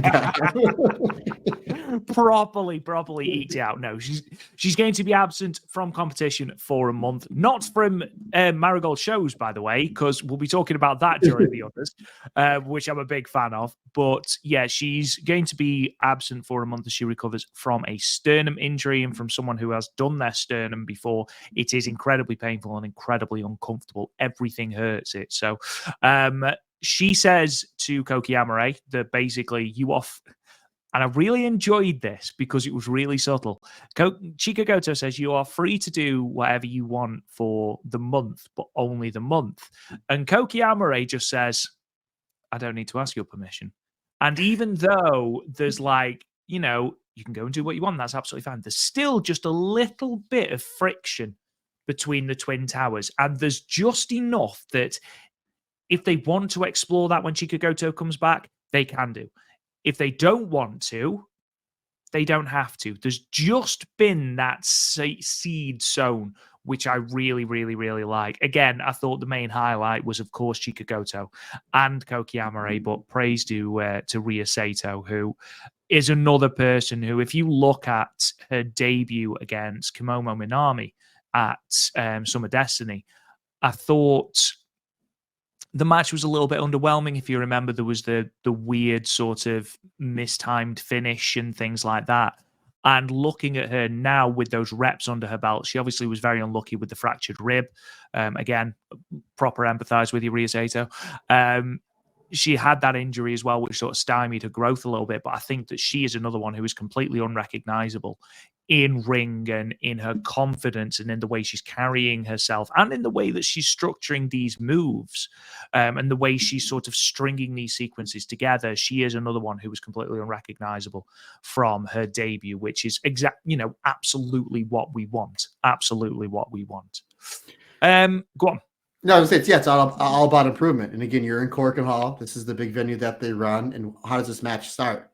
Her wrestling, my opinion, the best wrestler in this company. Again, you're only going to get better by wrestling people that are better than you. You know, any walk of life, any business, any sport, you're only going to get better rubbing shoulders with the best of the best. And that's exactly what happened here.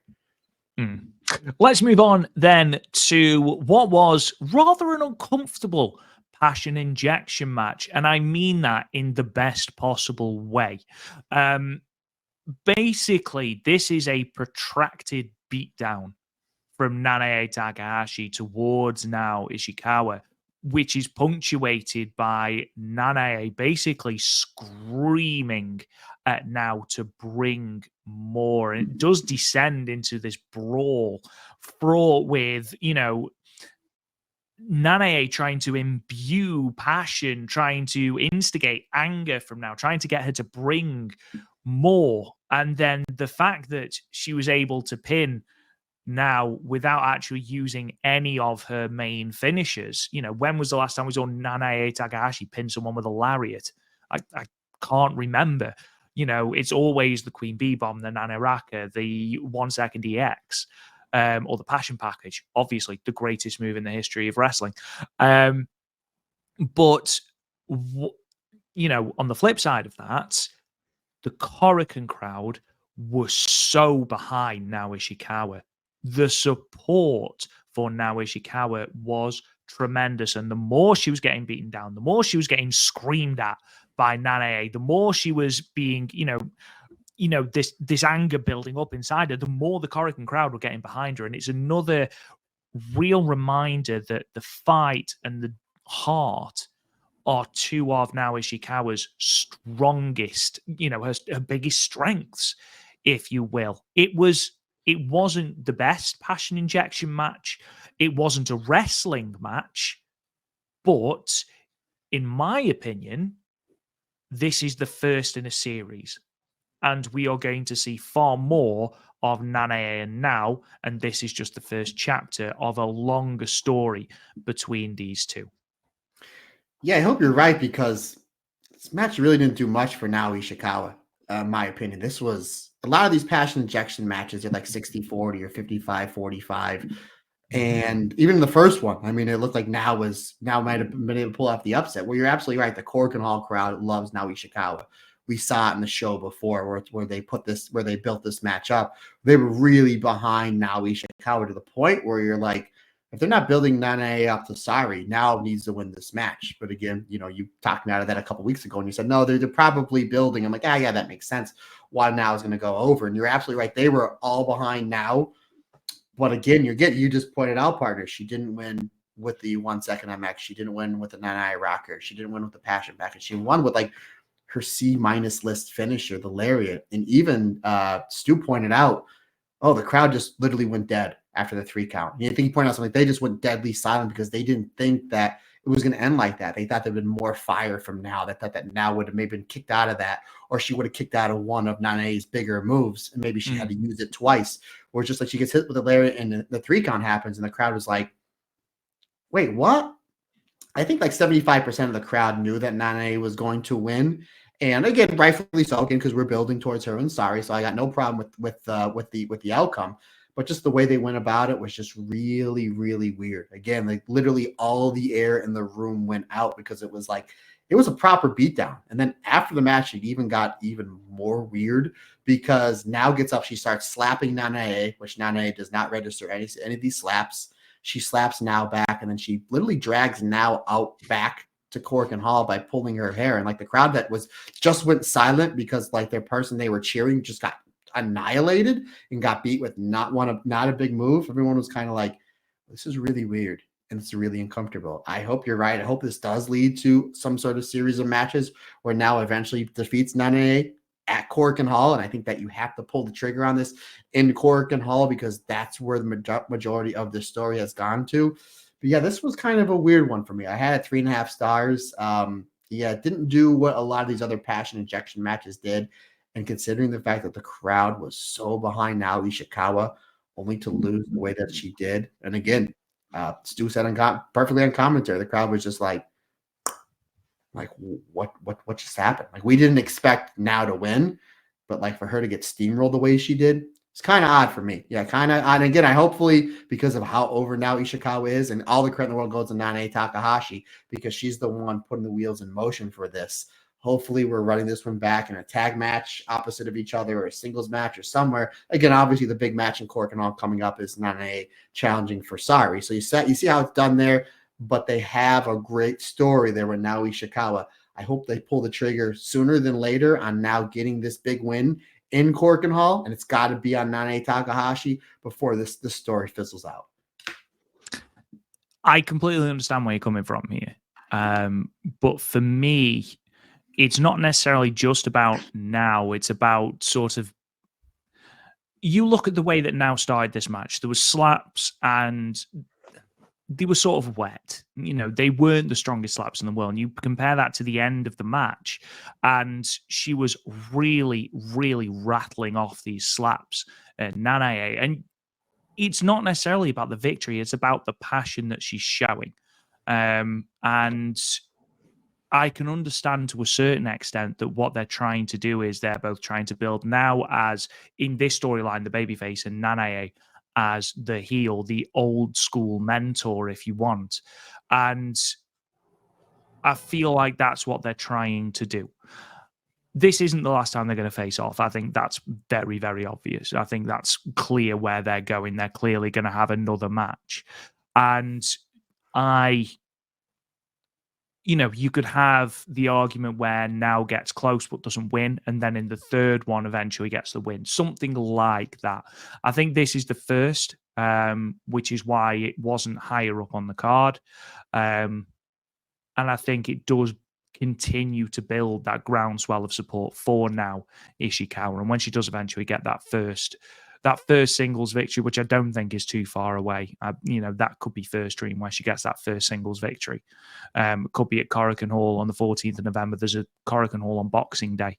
So, there are plenty of opportunities for her to get that first singles victory and then builds into that program with Nanae Takahashi, which, again, it might not have been executed perfectly, but I can sort of see where they're going with it. But I do see your point as well. Moving on then to the Superfly Championship match, which saw the champion Natsumi Shizuki take on the debuting Hummingbird. Matt, obviously this match, as we've mentioned, is unfortunately going to be remembered for one thing, which is a shame, because leading up to that spot, there was a lot to like about this match. Again, I will say this is Hummingbird's first match since April. So there might be a little bit of ring rust. However, she is in phenomenal shape, by the way. But my biggest gripe with Marigold, where was the footage of the weigh-in? I want my weigh-in footage at the start of every single match. What is this? No, look, in all seriousness, Hummingbird goes for a flying head scissors off the seating area, off the raised seating, and something goes wrong. And because they are on the unprotected parquet floor of Korakuen Hall, they both go down very, very hard. And you can tell something is not right by the way that the seconds react and the way that they call the referee over. Now, Hummingbird is the first to her feet, and you can sort of tell that she's a bit woozy. Natsumi Shozuki doesn't look there for the rest of the match at all. Now, obviously, she was fine because there was nothing reported about her having concussion. There was nothing reported about her wanting to stop the match. There was not, she was checked on by the referee. She was, who are medically trained, they have to be. And Hummingbird was also scanned, and even though there was nothing shown, she was then taken off the Shinkiba shows as a precaution. It's a scary moment. It's a very scary moment, made scary by the fact that Natsumi Shozuki attempts to do the finish and is clearly that rattled that she can't stay on the top rope the first time and falls off. It's uncomfortable, and it's one of those where when you see something like that, whose job is it to take it out of the wrestler's hands? Obviously, thankfully, no one was hurt here, significantly, obviously. We aren't looking at concussions for either of the women. But, you look at Natsumi Shozuki, who's clearly a little bit unsteady on her feet. Is it the referee's call then to say, you're not okay, we need to get this done? Or do you think it was fine to carry on to the finish? It's really a great question that really the only one that can answer it is the wrestler, Hummingbird, Natsumi Shozuki. First of all, I thought the match was great, even with the mid time. And again, it's wrestling. Accents happen all the time, folks. Oh, God, yeah, absolutely. Accents happen all the time, and it's nobody's fault. Again, that just goes to show you that how dangerous this sport can be. If you're half a second off this way, the move doesn't look good. If you're half a second or half a stop off this way, you can get hurt. I mean, that's it. It's just the danger of pro wrestling, and it's again, quote the late great Roddy Piper. Anybody that answers the bell, I have the ultimate respect for, because the men and women of this sport are putting their livelihood on their line each and every time they go out and they perform for our entertainment. It's why I appreciate everything that they do. It's why usually my star ratings are always higher than everybody else's, because I understand. I've been in those situations before. I think so. That spot happens, and they're both down, and the way they hit, I'm like, ooh, this isn't good. And then you see Hummingbird get up. I'm like, okay, that's a good sign. And then you see Natsumi Shozuki is able to get up, and it seems like everything's okay, maybe just a half a step off. I think they both communicated to the ref, hey, we're fine, we're good to go. And maybe the ref just looking at them saw that there's no concussions. It looked like maybe they just got their bell rung. Like you see with a boxer or kickboxer, an MMA fighter, where they just got their bell rung, they just get the cobweb shaken off. But it just seemed like it affected the last few minutes of the match. So if I'm in that situation and I'm the referee or one of the wrestlers, I would say, let's take a breath. And I've been in that situation before. I remember I was doing just to kind of give context, I was wrestling in a match and I was going to do a superplex. I always do the superplex. It's the only time I've ever done, the hundreds of times I've done the superplex, where the guy I was wrestling, who was probably bigger than me, about 60 pounds, lost balance, and the two of us crashed to the floor where there was no mats. And we checked on each other. We were okay. The ref checked on us, said we're okay. The adrenaline was pumping. And he said, what do you want to do? I said, let's just take it home. And we went right to the home spot, which I think was him went to go cheat, and the ref caught it, and I wound up rolling him up. We went right to the home spot. When you're in, and the reason why I brought that up is when I saw this, they should take this home now, because it seems like they're okay, but at the same time, your pride comes in. You're in a big match, Korakuen Hall, in front of 800 people. Live on Wrestle Universe to every wrestling country, pretty much every country that's able to watch this. So 800 people, how many thousands of people are watching it live or may watch it live afterwards? You got your adrenaline going. At that point, if I'm the referee, I'm like, I'm glad that you're fine. let's wrap this up. I would have taken it home immediately because, again, you have that adrenaline going. You have your pride going. I've never seen Hummingbird wrestle before. I thought she was fantastic in this match. I would love to see this match run back. I would love her to see her in this division wrestling the Yuzukis, the Tanakas, obviously the Natsumis, the Misas, because I thought she was great here. And obviously Natsumi Shozuki, phenomenal. But I think that's where the pride got involved. I think that's where the referee's like, I'm glad you're okay. You have 30 to 45 seconds. Go. Let's just take it home. Put air on the side of caution. Let's just take it home. Again, I thought I had 3 3/4 stars. I thought this was a terrific match. Clearly, they have a better match in them. I'm glad that they're both okay because when that first thud hits, you're like, ooh, and you're absolutely right. There's no protection there. There's no mats. There's no nothing. There's no another wrestler catching you like we've seen on some of these dives that we've seen in Stardom and Marigold. There's no protection there. It's just you and the floor, and the floor will win 10 out of 10 times. Trust me, folks. I've been there before. So I'm glad that they're okay. And ultimately, they did try to go to a closing stretch where it just seemed, considering the fact everything leading up was damn near flawless between these two. And you could see that everything was off just a half a step or a step, where if you're going to continue doing stuff like that, you may continue somewhere with an injury. I would have, to answer your question, partner, I would have taken it home right then and there. They tried to do what they need to do. It still was good, nowhere near as good as it could have been. Again, 3 3/4 stars, and I'm just glad both these wrestlers were good because are fine. And I'm glad that they took Hummingbird off the next shows for a precautionary. But ultimately, though, I really, really enjoyed this match. Again, 3 3/4 stars for me, partner. Yeah, and I don't want it to sound like I'm in any way insinuating that protocol wasn't followed. That's not what I'm saying. I just know that there is a lot of pride in wrestling. Sure. And it was more a case of, again, the referee goes checks, and I know that obviously referees do a concussion check. It was more a case of we then carried on with the match. We actually had some really good reversals from Hummingbird into pinning attempts.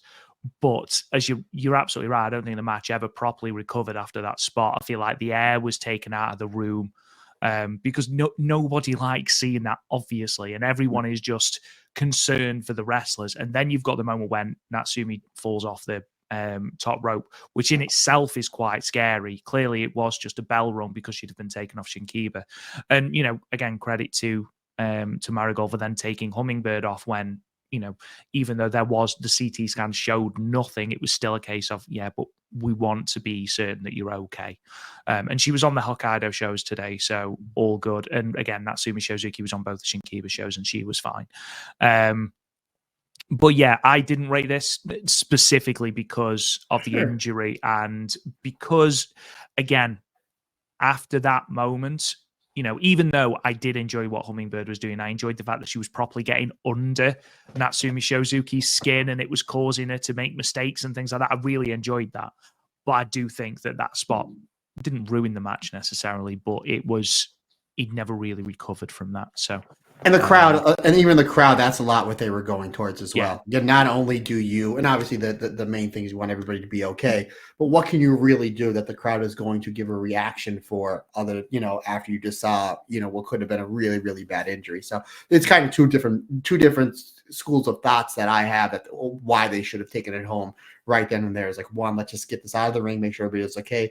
And two, the crowd's not, and it's not the main event. The crowd is not going to react towards whatever you're doing because of what we just saw in the accident. So again, that's just, my train of thought, partner.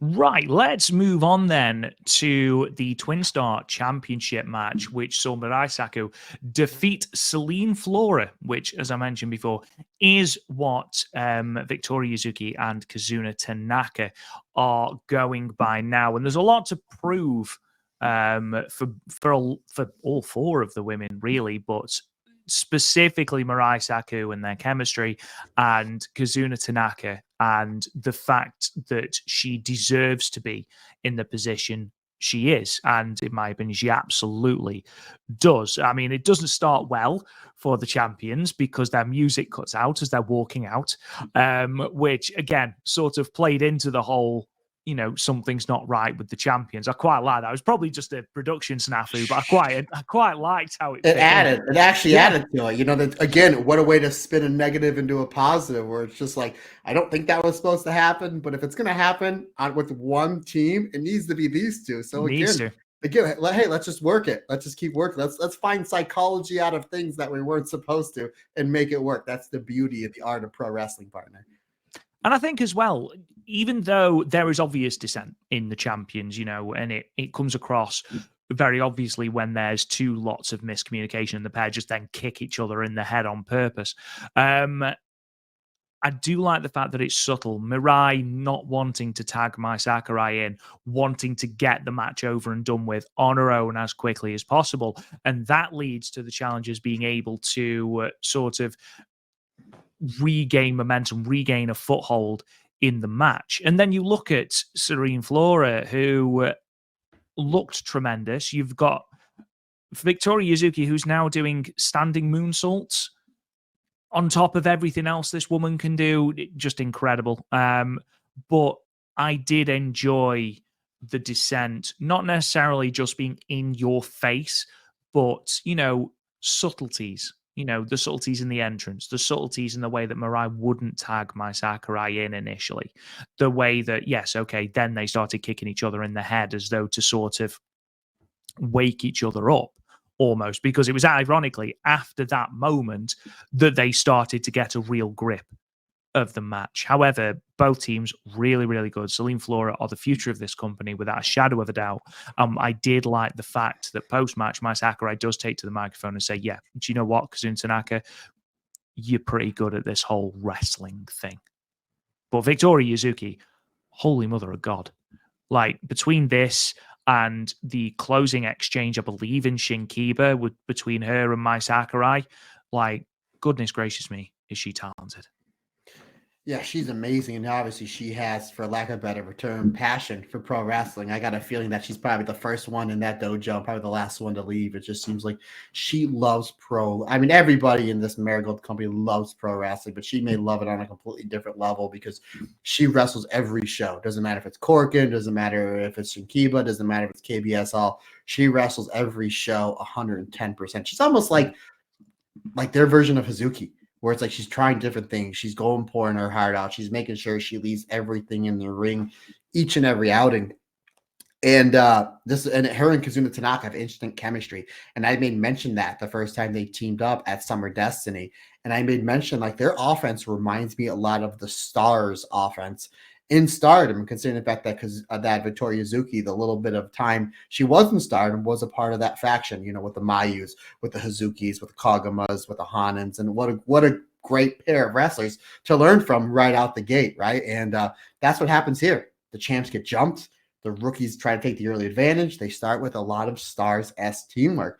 And I really like that. Mirai and Mai Sakurai are starting to use their experience to try to get the advantage. And they do a lot of great double teaming in this match. Then you see, you're absolutely right. We see Yuzuki coming in there, hits a great Northern Light suplex. That high-speed style offense that she's been able to show over the past month or two really gets the advantage here on the tag champs. And we see some great double teaming from the challengers. Again, a lot of excellent stuff that they're doing. They're able to add more stuff into their arsenal as a tag team. I think she did the standing moonsault. She did off Tanaka's back, I think, right? Yeah, I think that's how they set up. That's really cool because we see standing moonsaults all the time, especially in Joshi Pro Wrestling, in which it's fine. Don't get me wrong, because the standing moonsault is very difficult to do, but she's putting a different wrinkle on it. Not only is she doing off somebody's back, she's doing it off her tag partner's back. So it's considered a tag team move, which I think is really, really cool because if you look at the psychology of it, Victoria Yuzuki hits the moonsault there off Tanaka's back. And hopefully this is something that they add in their arsenal each and every time because she hits the moonsault. It goes right in the pinning predicament. You're already right there. And Tanaka's already in the ring. So you can have Tanaka take the illegal person out while the ref counts to 2.9. And I think that's really cool psychology. She doesn't have to come all the way across from the ring to take the other person out. She's already in the ring. So your placement's right there. Again, it's a lot of little things when it comes to tag team wrestling that makes tag team wrestling so brilliant. We see Mirai and Mai Sakurai start to get the advantage a little bit, but eventually we see more of a crack. They wind up hitting each other, which we thought was going to happen. They start trading blows. We see the Redream come in there for a 2.99 count, which we thought that's how this was going to go. And everybody bid on it, including me. And again, I didn't see this until a handful of hours after the match happened. And I already knew the result, which was fine. But I was like, oh my God, did I read the result wrong? Everybody in Korakuen bit. I bet. I thought that was a great policy, and it was built up not only in this match, but what they were doing the previous matches. Again, that's just great storytelling. Eventually, we see Sakurai and Mirai. They get on the same page. We see that new great double team move I love with Mirai hitting the Mirai shock and Sakurai hitting the Goodwin elbow drop for a near fall. Ultimately, though, it is the STF that does in Kazuna Tanaka in this match. And again, I like how not only is my Sakurai locking it in, she's locking it in. They're putting over on commentary. It's topped to her by Masahiro Chono. And as soon as it's locked in properly, there's a tap out. Anybody that's on any sort of grappling or submission wrestling, or if you watch UFC or one fighting or whatever, anytime a submission hold gets in, once it's in, you're tapping out, because if the person has it improper, you're not lasting long. And I like how we're putting over the STF as one of the most deadly moves in Marigold. Because as soon as she locks it in, you get the tap. Great wrestling. Great storytelling, just another great tag match that we have seen with the Joshi Wrestling in the year 2024. I had this at 4.25 stars. I thought this was a terrific match and a great match, a perfect match to really build to that semi-main and main event match. Because as great as this show was, and it was, but the way that the last 3 matches built really sent everybody home happy. This is terrific, and you're absolutely right. Victoria Azuki and Kazuna Tanaka, in years to come, they're going to win every belt that Marigold has to offer. But for right now, let's keep them as a tag team for a little bit longer. By a little bit, maybe a year, 2 years, 3 years, because as a tag team, they're terrific. And they've only been teaming together for 4 months, and they have that instant chemistry. I have not seen any 2 people have instant chemistry any better than Tanaka and Yuzuki since Turner and Goodwin a few years ago, 3 years ago, by the way, on the Stardom cast, buddy. And that's what we call instant chemistry. There you go. That's what you call it. And ironically, we did almost call the website goodwinelbowdrop.com, but we didn't. I did offer that to him. I did say you should do something with the Goodwin elbow drop or something, which I know Rob was immediately shaking his head as he was texting me back. Absolutely not. Just before we move on to that semi-main, speaking of the United National Championship, I would be amazed if it's not my Sakurai who eventually dethrones Mika Wano. And it would not surprise me if it's my Sakurai who comes out and challenges Mika Wano after her match with Natsumi Shiozuki, because I can see it happening at First Dream. It's a big match. Yeah, you're going to draw. Big match, big venue. Big venue. Yeah. What's that venue hold? Because they're going to probably want to get well over 1,000, depending if they're getting an EO, a Kyrie, or a Julio. They're probably looking at 1,600. Again, it's Wrestle Kingdom week. You're going to have a lot of wrestling fans trying to attend as much as possible. So obviously Utami and Sari, we're assuming that's the main event. Mai Sakurai is probably your number 2 or your 2A behind Mirai. Why not have her go for the second biggest championship? That's a good point, partner. That's a good point. You're not even wearing a baseball jersey, but you definitely have your thinking cap on. There you go. There you go. It's what it needs. Yeah, I think that will probably happen. In terms of Vote Award, I think that Stardom have drawn 2,200, I think.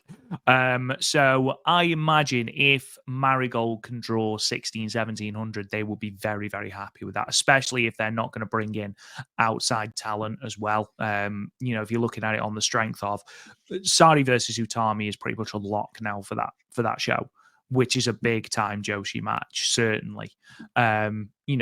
What else you put on there, I don't know, because obviously if Mirai and Mai Sakurai are still Twin Star champions, it does mean that you're not going to have a Twin Stars championship defense on there.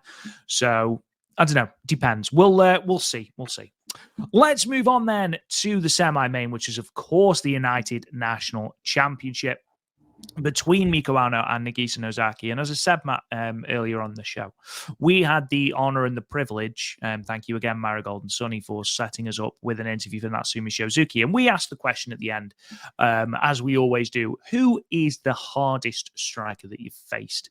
And Natsumi, seemingly without pausing, answered that both Mika Wano and Nagisa Nozaki were some of the hardest strikers that she'd faced. And during this match, Matt, I can see why. because during the opening sequence, Nagisa Nozaki is in complete control and batters Miko Ano around the ring, outside the ring, and all sorts. But then when Miko Ano gets her hope spots, goodness gracious me, those kicks, I could feel them. And I'm like 8,000 miles away, but goodness gracious me, they rattled off Nagisa Nozaki's sternum, didn't they? Yeah, this was great. We knew it was going to be a physical matchup. These last two matches were physical. My style of wrestling, that hard-hitting, no nonsense, no BS, who can outlast the other. And again, it's for you're adding championships. They're for the championship matches, so you're adding more context to it. And this match starts out with a big lockup, and I'm in. Oh, I am in. You give me a big lockup, I'm ready to go. You're absolutely right. Yeah, Nagisa Nozaki targets Miko Ano's neck. It really sets up for the Noir Lancer. She's getting that sliding kick to your face that's going to jar the neck. She targets the neck of Miko Ano. She gets the first advantage and starts to bully Miko Ano. And again, if you're watching these Miko Ano matches over the last 4 or 5, 6 months, like myself and Rob have, you know that once the comeback happens, it's going to come back. It's going to be brutal in the best way possible. And that's what you want, because Nagisa Nozaki is the clear heel here.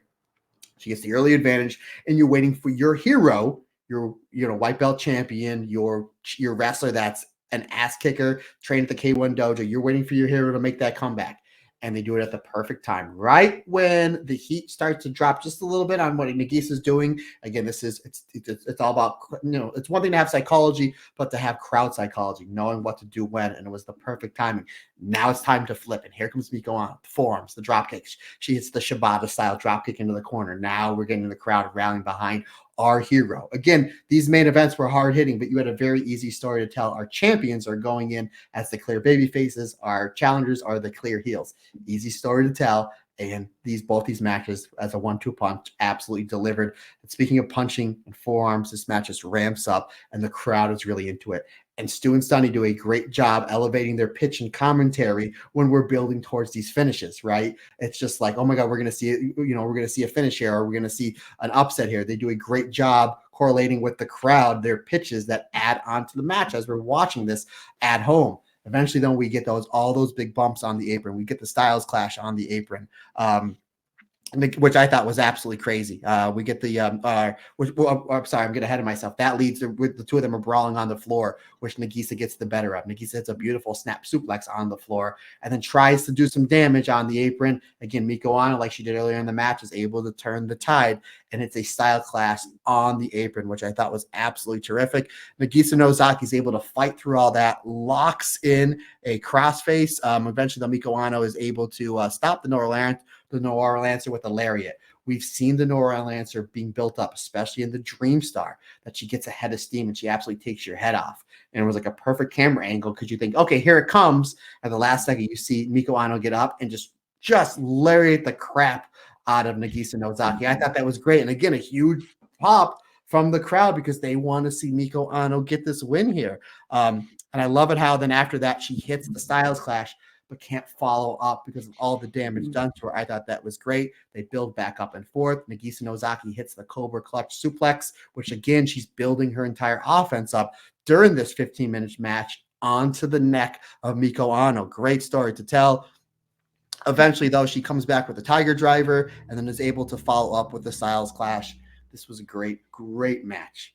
4.5 stars for me. This is Nagisa's best match I've ever seen her in. Miko Ano, it's right up there as well. Terrific match. Easy story to tell. They amped the violence when they needed to. They were able to turn the tide when the crowd was ready for it, and they did it 3 separate times in this match. Again, it's one thing to have psychology. It's another thing to have crowd psychology. And I always say one of the best Joshi wrestlers I've ever seen when it comes to crowd psychology is Kairi. Go back and watch her big red belt matches and white belt matches. She knows when to turn the crowd because she's the big baby face.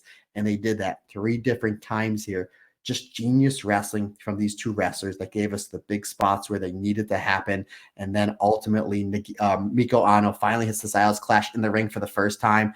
Big pop, but she can't make the cover. Eventually, she's able to fire herself back up to hit it towards the end. Again, damn near perfect for a match for me. This is exactly what I want to see. We talk all the time about Stardom has this lineage of when it comes to great white belt matches. I understand Marigold, it's still the white belt. It just seems like when it comes to Joshi wrestling and there's a white belt match, especially in a big show in Korakuen Hall or a big venue, it always over delivers. This match, partner, over delivered. Again, 4.5 stars for me. They could have ended it. They literally could have said, that's it. We're done for the day. And I would have been like, wow, that was beautiful. But then we get even more violence coming up in the next match. Yeah, I couldn't agree more. I thoroughly enjoyed Nozaki's offense in this match. And weirdly, it's the moment that Miko Aono's mouth fills with blood that's the pivotal turning point to it, because it's completely accidental. She's clearly bitten her tongue, or, her lips bust out. I couldn't quite tell. But that moment where she's been beaten from pillar to post for the opening maybe 5, 6, 7 minutes of this match, and she's bleeding from the mouth, and that's where things begin to turn. That's when she hits the Styles Clash on the apron.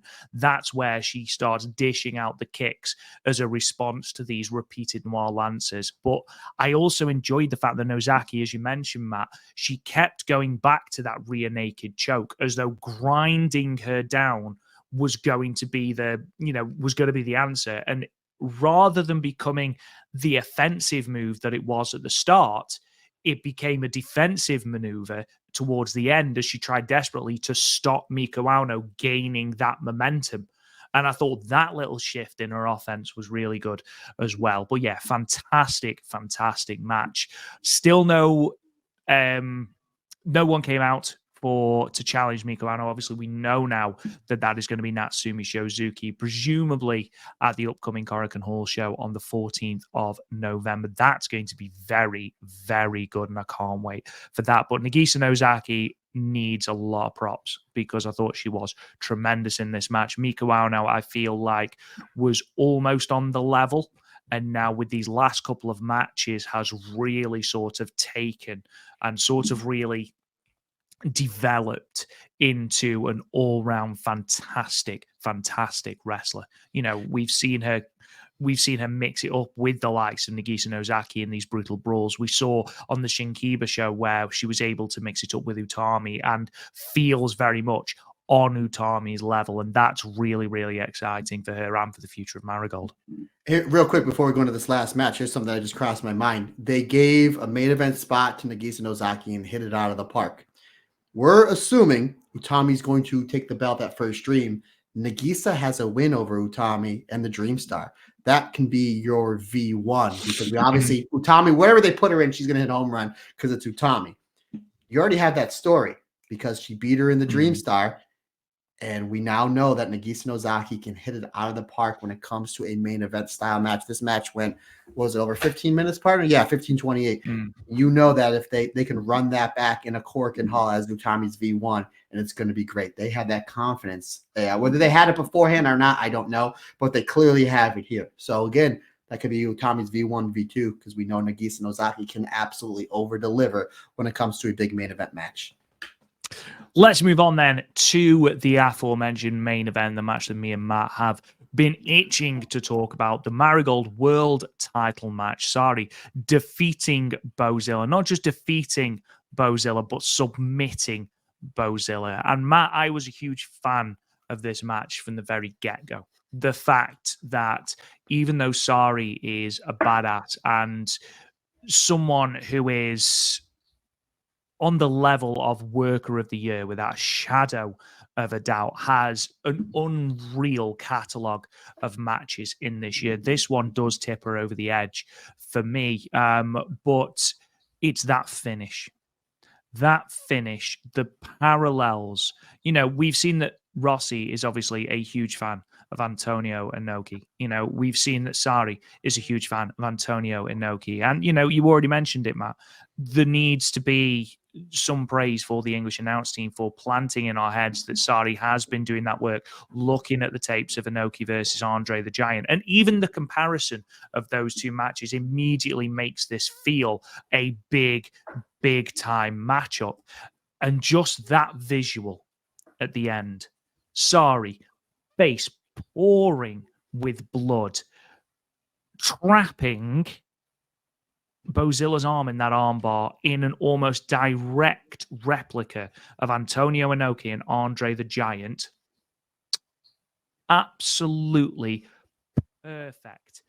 Perfect. It's such an insanely powerful visual to finish this match and finish this show on. It really is. And I know there is a debate to be had about who is the best in the world between Mayu Iwatani and Sari at the moment. And I completely get that. And though I personally can't possibly choose between the two, we're the real winners because they're both generational talents and we get to live in a time where they're both performing at this elite level. Like, I cannot get it. Like, Bozilla, really, really impressive performance. You mentioned it earlier.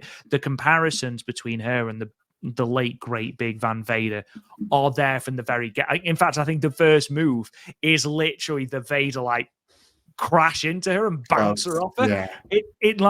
It was so Vader, it was unreal. I mean, she even had the Vader bomb used at one point, not during this match, but she's used it previously. And the resilience of Sari, to withstand absolutely everything, to withstand the driller hole pile driver, to withstand the moonsaults, to withstand the power bomb that had put her away in 9 minutes in the Dream Star, her only pinfall loss in Marigold, and she's still able to do it. But also, something that really humanized Bozilla and kept our champion strong is the fact that there was moments where Bozilla was in real pain, obvious pain. Those 3 consecutive diving double foot stomps, you could tell that they were landing lush in Bozilla. You could tell by her face. And that armbar, she was locked in it for so long, tried absolutely everything to get out of it. And because she's never been submitted before, and because she was in that position for so long, because of the parallels to Inoki and Andre the Giant, tapping out doesn't make her look any weaker. I know there's always that sort of that stigma that if you submit, you are a weak wrestler. You quit. You're a weak wrestler.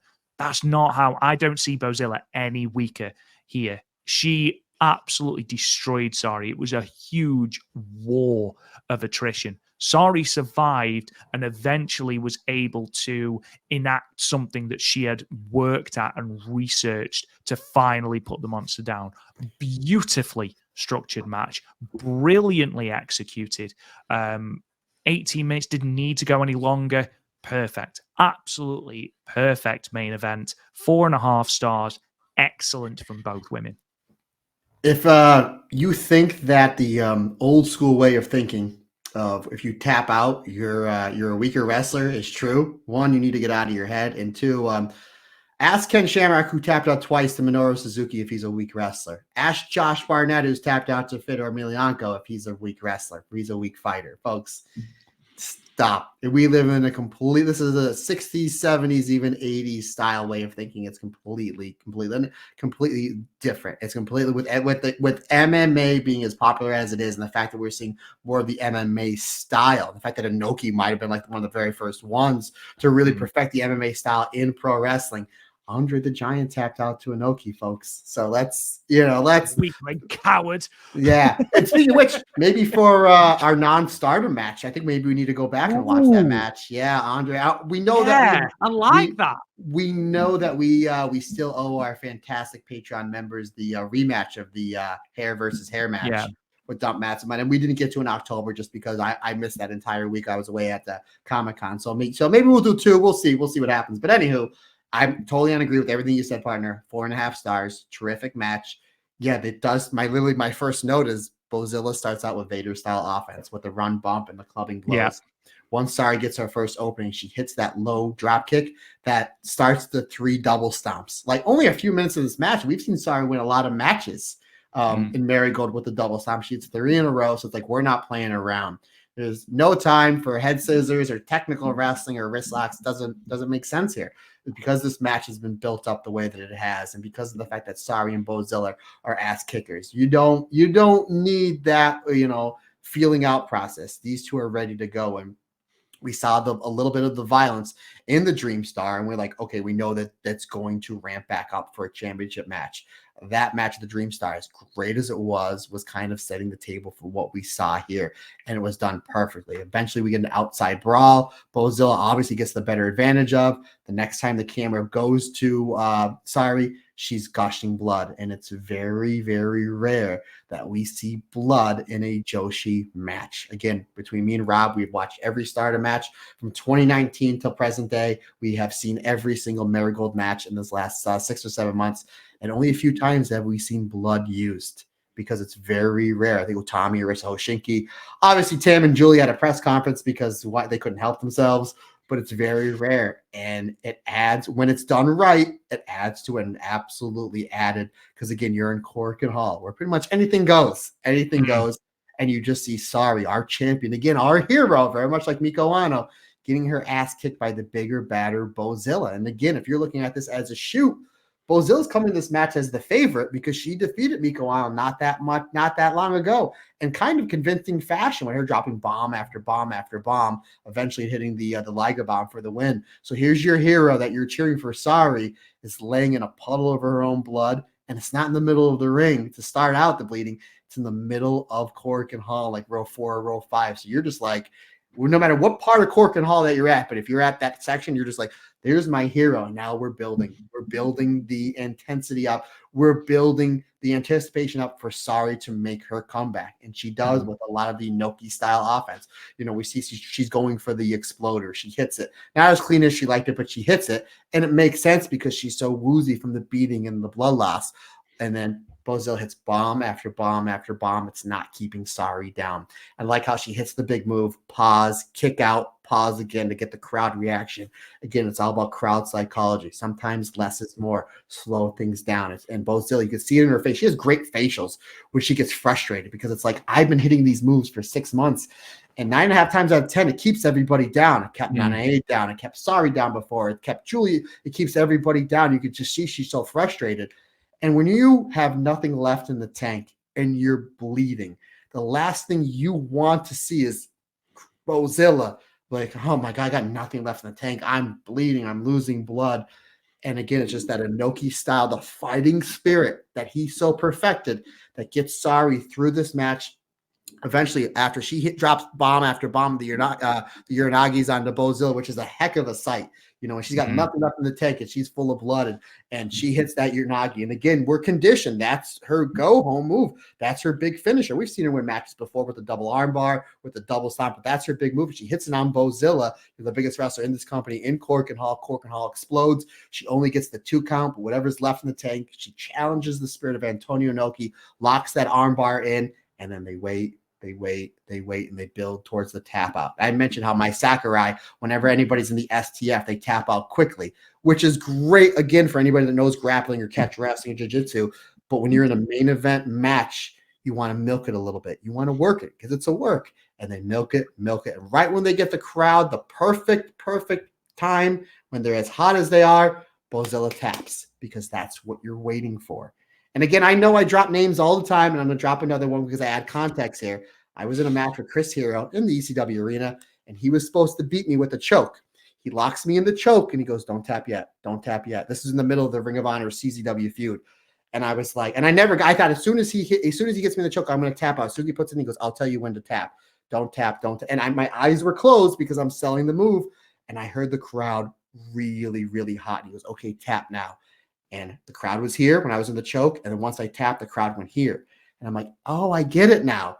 When you're in a submission hold, not unless you're doing it for a shoot or an angle, you want to wait till you have the crowd here, and the pop's going to take them here. Exactly what happened here. Beautiful match. Great show, especially what a great 1, 2, 3 punch to end maybe the third best show, in my opinion, Marigold put on. Summer Destiny, the finals of the Dream Star. And I think I have this one, number 3.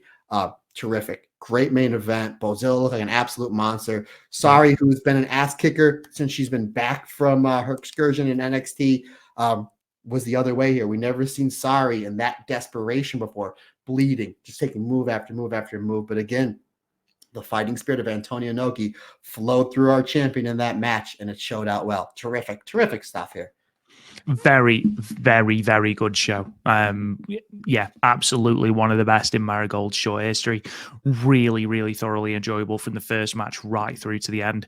Obviously, Nanae Takahashi came out. I thought it was a good visual just before that, actually, that Bozilla shook Sari's hand. Sari put forward that she is her rival, said it in English as well, which I know that Sari's English is pretty good.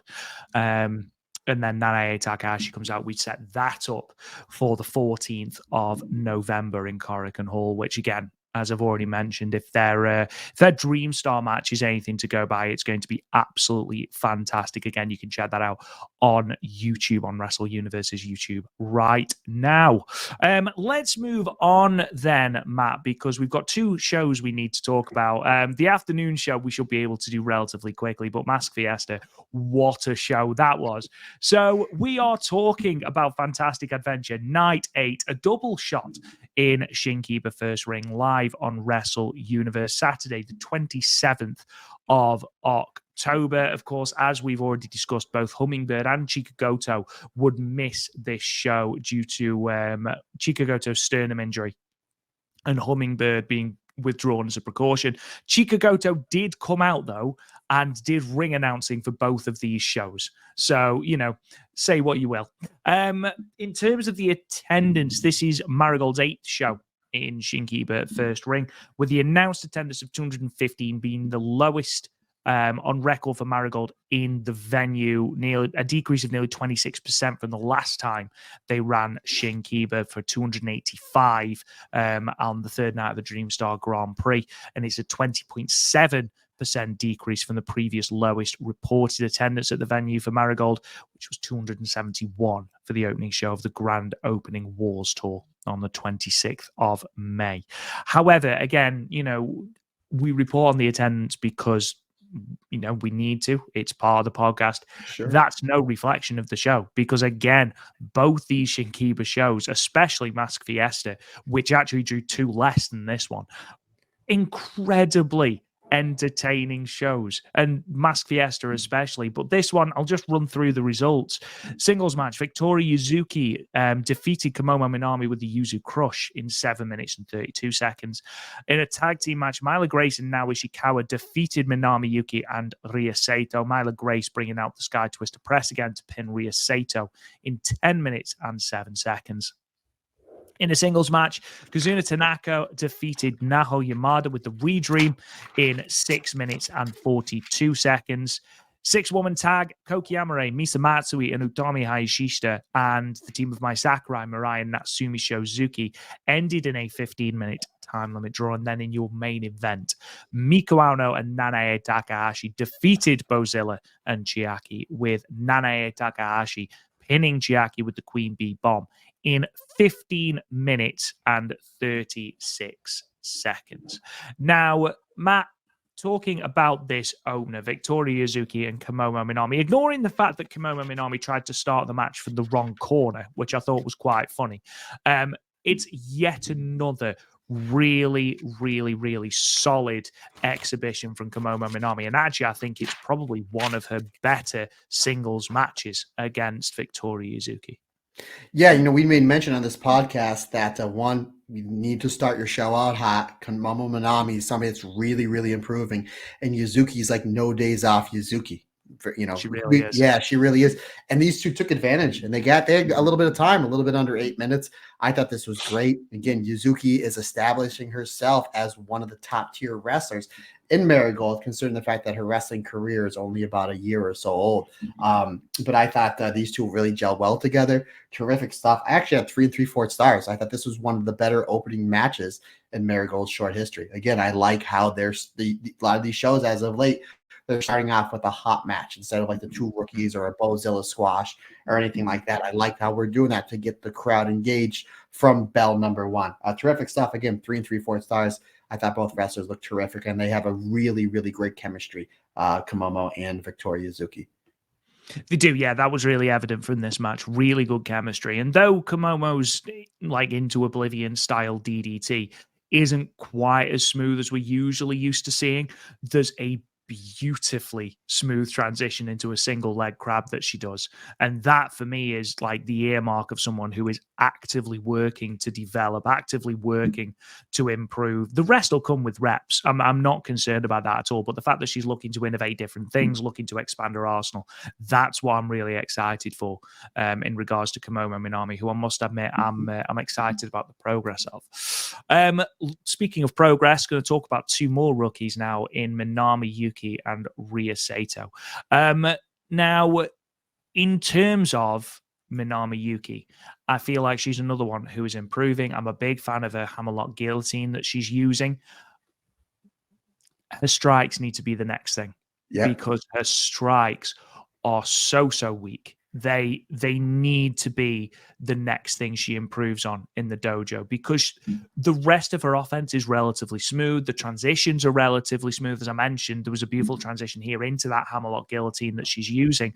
But yeah, the strikes are coming across as something that are rather unnatural to her. And I think it's something she probably needs to work on in the dojo.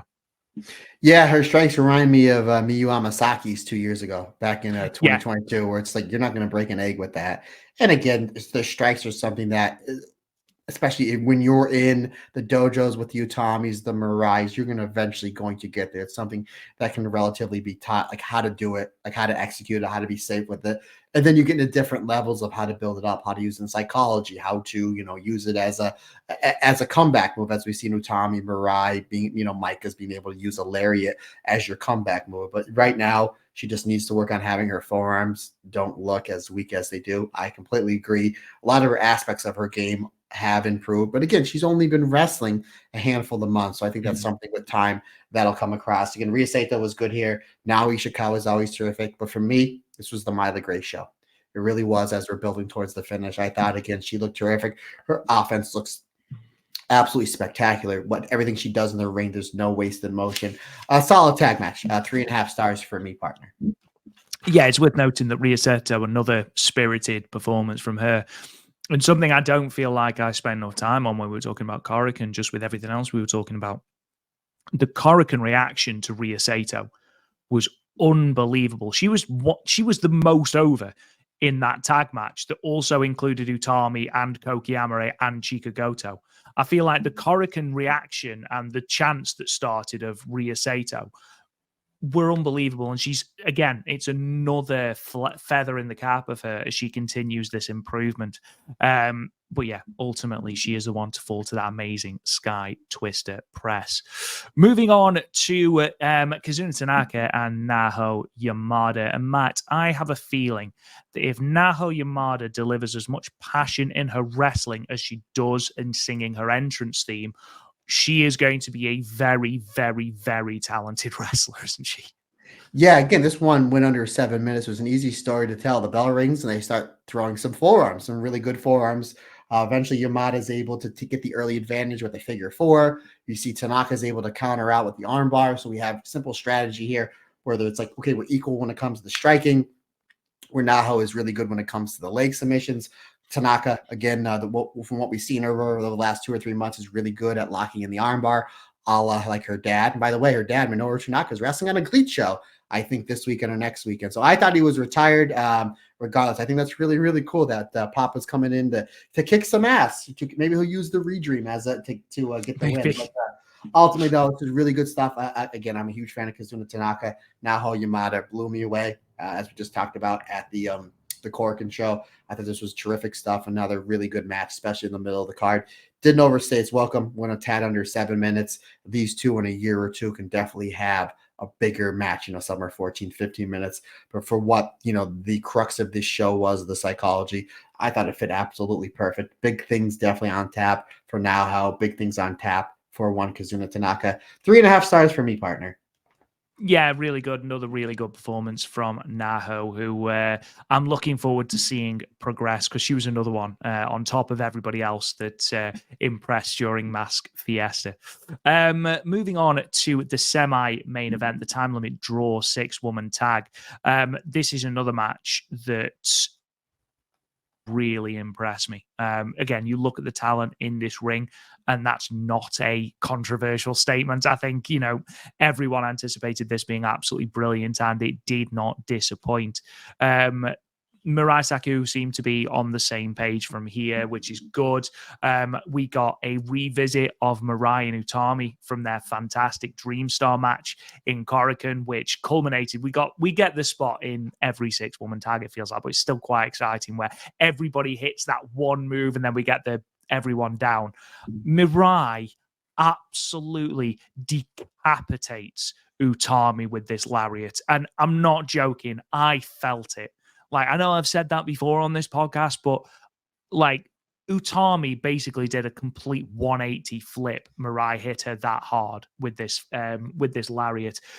But the main crux of this for me was Mai Sakurai and Koki Amarai, because that exchange between them, the big boots, the explosive run up to the main finish, I thought was brilliant. I thought was really, really good. Yeah, this was great. You made mention how we always see in these big 6-person tag matches in Stardom or Marigold, especially here, where everybody hits their big move and everybody's down. We call that in the indies waterfall. You're going to waterfall your finish, where Matt comes in, he hits this. Rob comes in, he hits this. Andy comes in, he hits this. The Human Cadillac, Dorian DeVille comes in, hits this. Everybody hits their big move. Because you're popping, like, ooh, pop, pop, pop, pop. And then you're always building, like, who has the cooler move? And then everybody's down, and then you get the big pop. And then once the crowd comes back down, then you ramp up towards the finish. Again, very much like the first show we just reviewed, I had no problem with the time limit draw. It actually makes sense because you look at what you have here. Utami and Koki Amarai are your next challengers for the Twin Star Tag Championship, and you have the tag champs in this match, and you have Misa and Nagisa Nozaki. That's your next Superfly championship match, which again, as of this taping, just happened. So that's what you're building towards. You're using this match to sell more tickets to that, those 2 upcoming championship matches, and to sell more subscriptions to Wrestle Universe, which was done absolutely perfect. And obviously, Utami knows the formula, the great formula, how to do these 6-person tag matches. She's done for so long in Stardom with Kamatani and Azumi and everybody else as part of Queen's Quest. And obviously, Mirai and Mai Sakurai as part of DDM and God's Eye have done a great job with that. And then you're literally taking the 2 fastest wrestlers in your company, Misa and Natsumi. They're doing what they do best and just absolutely tear it up. But you're right, there was a really, really cool sequence there towards the end with Koki Amarai and Mai Sakurai, to the point where it's like, ooh, if your prediction's right, partner, Mai Sakurai going to upend Miko Ano to win the United National Championship, that could be a great V1, V2 match somewhere in Korakuen Hall as we continue to build up Koki Amarai. Or if they do split up the Tokyo Towers, Koki Amarai very easily can be your 3rd champion for that. We're already booking 2 champions in the head, buddy. We're booking the town. But any way they go is really a good way, because, again, Mai Sakurai's improvement, what she's been able to do, absolute next level. Koki Amarai is someone that big things are on the horizon for her. I expect her to have a massive, massive 2025, and we're getting that in this match. And again, look who she's teaming up with, presumably for the next month. Best wrestler in your company, Utami Hayashishii. You're only going to get better rubbing elbows with Utami. So, yeah, great match. This was my favorite match from this show. 4 stars for me, my friend. Yeah, fantastic match. Really, really was. Moving on then to the main event, which was another really, really, really good match. Tag team match, Miko Ano and Nanae Takahashi against Chiaki and Bozilla and Matt Turner. It turns out that there is only so long that you can reject the passion, as Miko Ano found out, because there was twice that Nanae attempted to embrace her and start a passion chant, and Miko was having none of it whatsoever. And then all of a sudden, just that 3rd time, and Miko Ano was ready. And at one point in this match, she might have actually been delivering more passion than Nanae herself. Yeah, which is kind of scary, because Miko Ano clearly has a lot of passion and hits really hard. Again, it's really cool seeing just random wrestlers tagged up. Again, we've seen Bozilla and Chiaki tag up quite a bit, especially with Nagisa Nozaki as your 3 big heels of this company. and you're having your, one of your big stars, your veteran that's been a main eventer for quite some time, and Nanae Takahashi teaming with Miko Ano, which again, one of the best wrestlers in this company. So that's really cool. And yeah, they had that little thing where it's just like, let's try to get some more passion in. And then once Miko Ano's like, all right, fine, you want passion, you're going to get it, which is kind of what they need to defeat the big heels in Bozilla and Chiaki. Once this match started, you kind of figured how this was going to go. Bozilla just coming off that loss. She's not getting beat. Miko Ano is your white belt. She's not getting beat. Nanae, we're building her up for Korakuen Hall for sorry. She's not getting beat. I'm sure everybody knew that Chiaki was taking the fall here, but how they got there, I thought it was absolutely brilliant because, again, they built her up in this match to make it look like she can defeat the number one contender, to make it look like that maybe somewhere down the line she can have a barn burner of a match with Miko Ano, and Bozilla played her role perfectly here. They did a great job building her back up after that fantastic match she had with Sari, but ultimately, though, it's Nanae with the Queen Bee Bomb. Putting away Chiaki, I had this match at 4 stars, and again, these last two is a really solid show, but your co-main event and your main event were really, really solid and a great way to send the fans home happy, not unless you stayed for the shenanigans that were coming up just a few hours later. So excited. This show, so Mask Fiesta, like let's not beat around the bush. Mask Fiesta, the evening show from Marigold at Shinkiba First Ring on the 27th was the first Mask Fiesta in 5 years. The last one emanated from Shinkiba First Ring in October 2019. Again, as I mentioned, Hummingbird and Chika Goto were absent from this show, but the results to this Mask Fiesta show are as follows. What was the draw? What was the house, buddy? 213 people, so just 2 less than the afternoon show. So it's a nominal percentage decrease, but it's still technically it does qualify as the smallest show at the venue. But as I've said before, it's no reflection whatsoever on this show because, as I've already mentioned, this show is one of my favorite shows all year. However, Rob Goodwin, do you want the Matt Turner positive spin on it? Always. So the same day, same venue. You sold over 400 tickets for one venue. So technically, and not only that, but it's like you have the same. It's not like, okay, with a night show we gotta bring an EO or this person. That you still have the same roster. Technically, you had the same roster. I know they're under different names, which Rob's going to correct me on. You drew over 400 tickets for one venue, and you only had to pay rent on the venue one time as well. See, there's the business aspect of it. So there you go. Great job. There you go. Great job. There you go. Opening with a 3-way match, Riwawa Land, which was Rhea Sato, defeated Lahiha de Yuya, which was Minami Yuki, and Mystery Peach, which was Komomo Minami. Riwawa Land submitting Lahiha de Yuya with the cattle mutilation in 5 minutes and 38 seconds. 3-way match, the flaming German Bozilla defeated Shiog, Myla Grace, and Wild Wolf Chiaki with a backslide in 7 minutes and 58 seconds. 6-woman tag action, Crystal Mai, which was Mai Sakurai, Mirai Taros, which was Mirai, and MM, which was Misa Matsui, defeated the team of Kinyan, Kazuna Tanaka, Yuzuchika, Victoria Yuzuki, and Passion 7, Nanae Takahashi, with MM defeating Kinyan with the Misa Kawai driver. And then in your main event, one that was made a mask versus mask match, a 6-woman tag, Butterfly Queen Koki Amare, Ikaman Mask, Utami Hayashishita, who may have been the most over person in the entirety of Tokyo during this card. And Honada, which was Naho Yamada, defeated the team of Mercy, which was Miko Ano, Queen O'Lantern, which was Natsumi Shozuki, and Rio de Piedra, which was now Ishikawa. Ikaman Mask pinning Rio de Piedra with Le Magistral Cradle in 12 minutes and 33 seconds. And obviously, we got the big reveal that Rio de Piedra was, in fact, Dorian DeVille. Yes. Now Ishikawa. Of course it was. But But let's talk about this opening match then. We've got brand new music for some of the wrestlers. The referee is in a mask. Mystery Peach is draped along the ropes like a member of the beautiful people in TNA. Rawawa Land is attempting a convoluted lucha-style entrance and fails spectacularly. It's Mask Fiesta, everybody. Yeah, folks, and you're expecting like, again, this is one of the most fun shows I've seen all year as far as wrestling goes.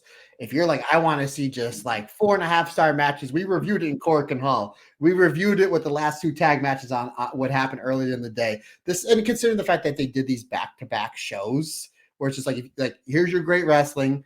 Now we're gonna have a little bit of fun. Not that the wrestling was bad by any stretch of the imagination. It's Marigold. It's great wrestling. They're able to let their hair down, have a little fun, do something on the comedic side. And who knows, maybe they can take some of that comedic wrestling that they did, or some of the lucha wrestling we saw Bozilla, MIRAI, and Utami did, and add it into their arsenal. Ultimately, though, this was fun stuff. Yeah, fun match between these two to start out. A really quick show. Again, this is just a super, super fun show. We kind of let your hair down, have a beer, have a Jack and Coke or whatever you want, and just go enjoy this show, because this is as fun as pro wrestling gets. And these wrestlers really like they were having a good time. You know, kind of like in different gimmicks. Kind of, you know, again, let's try something different, because you don't know what might stick, you know, a month or two down the road where you might take something out of the arsenal. But I thought with all of the rookie wrestlers in this opener, the fact that Bryan Danielson is now retired, Rhea Sato takes it upon herself to use his main finisher. He's been using it for 20 years. Hey, he's not using it anymore. I will. When am I going to do it? Mask Fiesta. What a better way to debut the finisher. She's done it a few times before, but I don't think she's won a match with it. 3.25 stars for me. Again, a fun opener. And, you know, hey, I'm all about Rhea Sato finishing people off with Bryan Danielson's finisher. I'm sorry. Are you telling me live on podcast now that Rawawa Land was Rhea Sato? Is that what you're telling me? I've got no idea. Oh, well, there it is, folks. There it is. We're breaking kayfabe. There we go. Moving on to the match that encapsulates exactly what Mask Fiesta is all about. It looks so uncomfortable in that picture. Incredible. Now, from a bit of research, apparently Shiag is Irish for fairy. I know that it is pronounced in different parts of Ireland, but I believe Shiag is one of the pronunciations. I hope I've got that right. If I haven't, I'm really sorry. But that does explain the use of pixie dust that Shiag uses in order to try and strengthen up. Chiaki, who is Wild Wolf, goes one better, just comes out with a huge sort of bucket of protein shake and attempts to use it like Popeye uses spinach to try and hulk up every time she's facing the Flaming German. The Flaming German, who, boy howdy did she get the assignment right, because not only is she full on lucha, she seems to be channeling the spirit of Rey Mysterio in this match. I mean, she comes out chanting lucha, which is hilarious. Her shirt, which we can't announce on the podcast because we'd get demonetized, but great shirt. She threatens to do some sort of lucha dive to the outside and then just hops onto the apron in hilarious fashion. She then does a backslide for the pin. She's doing monkey flips out of the damn corner. She's absolutely loving life. This match, as I mentioned, is absolutely what Mask Fiesta is all about. From Chiaki having to repeatedly go back to her protein shake to try and pin the Flaming German, I thought it was great. Thought it was really, really good fun. And again, exactly as I've already mentioned, exactly what Mask Fiesta is all about. Yeah, everybody with the exception of the Flaming German came into this match with something to try to help them get the win. With we see Siag with the Pixie Ducks, and may or may not be Chiaki coming in with a protein shake. But I just thought it was funny that the Flaming German, it's just like, okay, you figured she's going to use that Vader style offense we've been seeing her use. You know, she uses like the Japanese German style hard hitting offense. And it's like, no, completely different. Again, I would just try something completely different. I'm going to fake a dive. I'm going to start chanting lucha. I'm going to do a monkey flip. And you figure, okay, she'll win with like the pile driver or like the Vader bomb. No, backslide, because why Absolutely. not? Your biggest, and technically it makes sense. Your biggest, strongest person, you're kind of just using your back to tilt the person down and put your hands over your shoulders. So I guess from a psychology aspect that works. But boy howdy, for somebody's your biggest badass in this company, it's like, it's Mask Fiesta, folks. It's Mask Fiesta. Yeah, really solid, fun stuff. And Bozilla needs to start winning more matches with a backslide because it properly popped me. Absolutely. Now, Mr. Matt Turner, we have our first, and in truth only, return of Mask Fiesta. And that, of course, is Passion 7. And the return can mean only one thing, and that is another round of Who's Under the Mask, because the last time we saw Passion 7 was Mask Fiesta 2014, and she was in the main event, a 6-woman tag team match. And what we're going to do is we're going to have a little game of how many of these 6 can Matt Turner guess. So what's the year again? Go. What was the year? 2014. Oh, cheapers. Okay.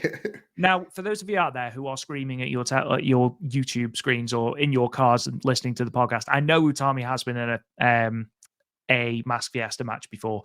She wasn't Ikeman Mask, so I'm not counting it as a return. So we'll start with a nice easy one. Passion 7. Nane.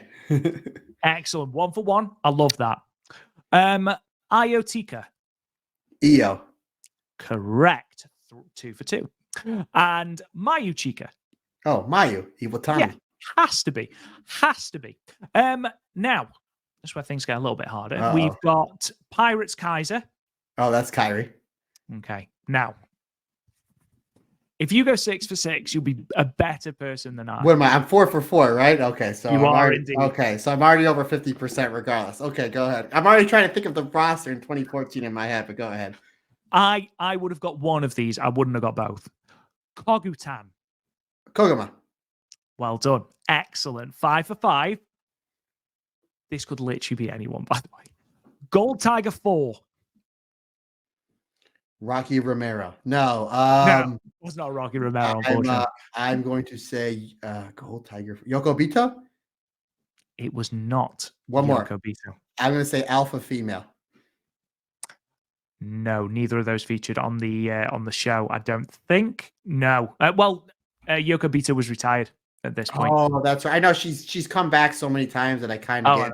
And she's somebody that's one of these days we really need to highlight because boy, I tell you what a run she had in Stardom.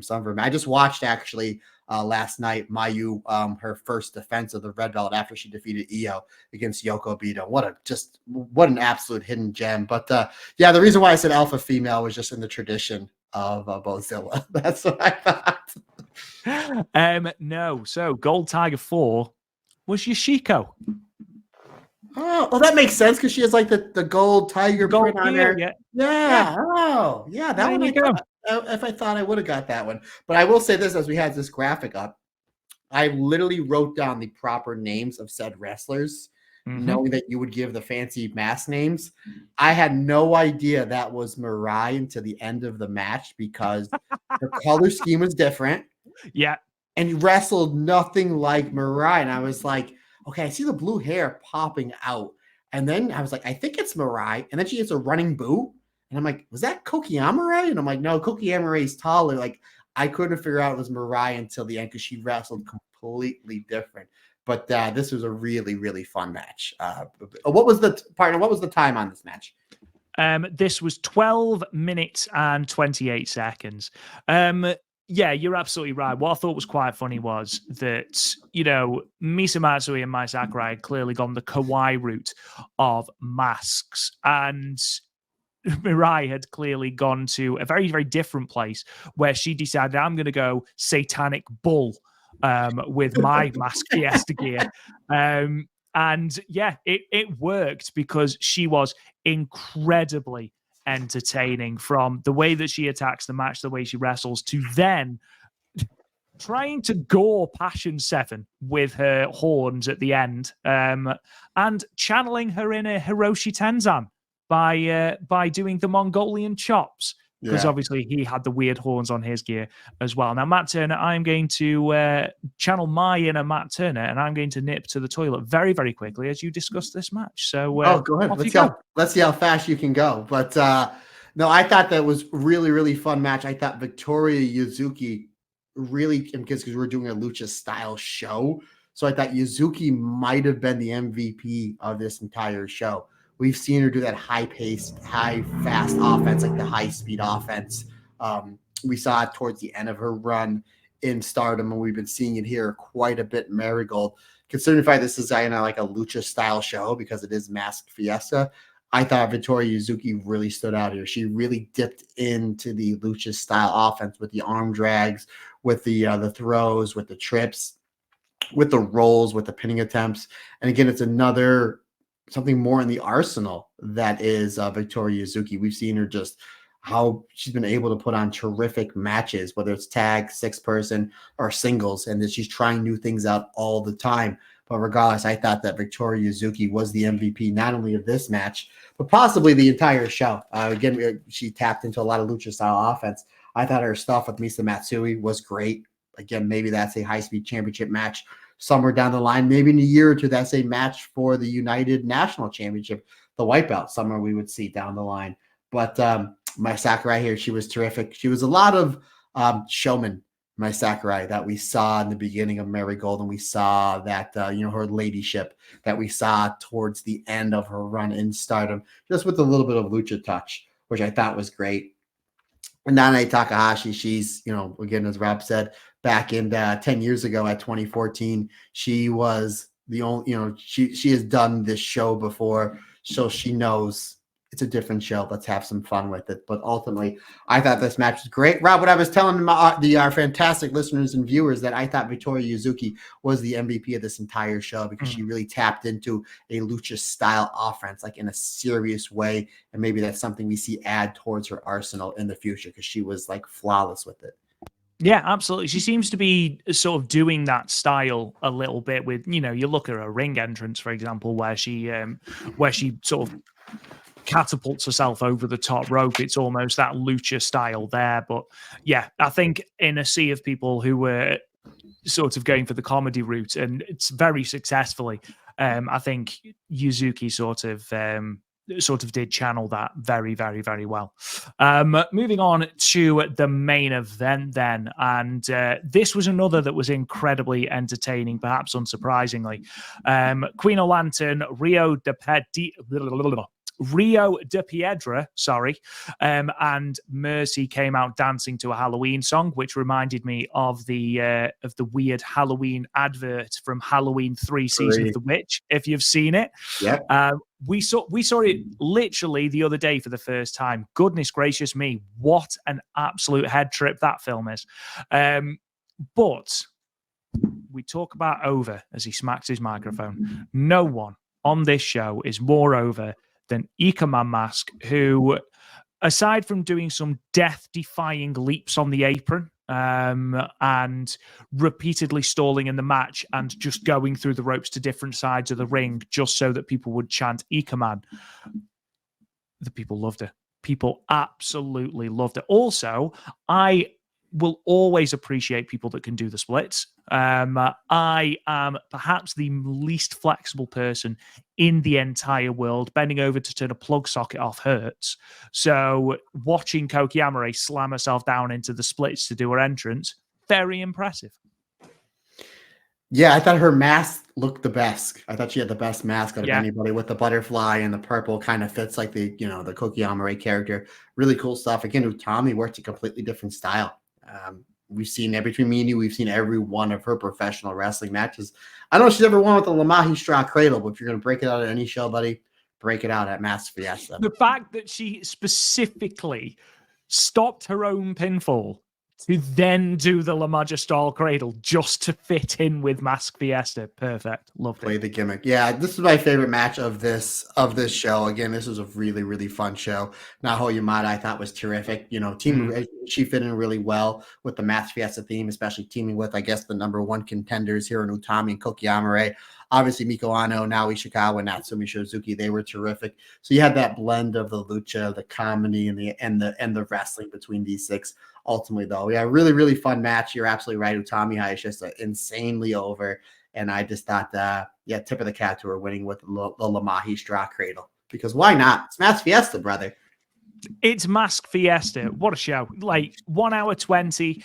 Really, really fun. 2 matches went 12 minutes, and then the other, I think, went 6 and 6 or something. 5 and 7. There you go. So really, really short, quick-paced show. Thoroughly entertaining. Completely different to anything else Marigold have put out, and a welcome return for the Mask Fiesta shows, because, again, it's something that we haven't seen since 2019, and something that's been sorely missed as well, because it does offer the wrestlers the chance to sort of take liberties and sort of have fun and introduce new elements. And, you know, again, Matt, you said you got no idea that Mirai Taurus was Mirai.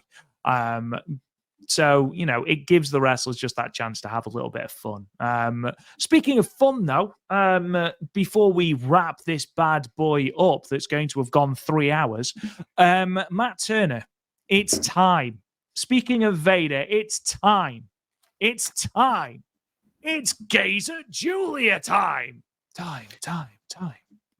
Gazer Julia. We got not 1, not 2, but 3 segments, folks. We go to NXT on the 22nd as Julia and Steph Vacker team up to take on Fatal Influence. And this was just a really good way to set the table for what we're going to be getting at, or what we did get at Halloween Havoc, which we'll get into, as just Julia and Steph Vacker look absolutely dominant on Fatal Influence. We get the usual heat and whatnot, but there's a lot of really cool tag stuff with Julia and Steph Vacker. Very a lot of Peach Rock style offense. I did see, we have seen Momo, Kogo, and Mayu set each other up for the 619, the Tiger Feint kick.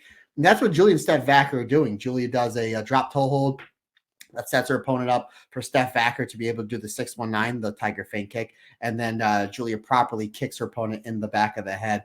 Eventually, though, it is Julia with a stiff headbutt, not as stiff to Tam, but pretty stiff for NXTV to Jane, that leads to the package backbreaker for the 3 count.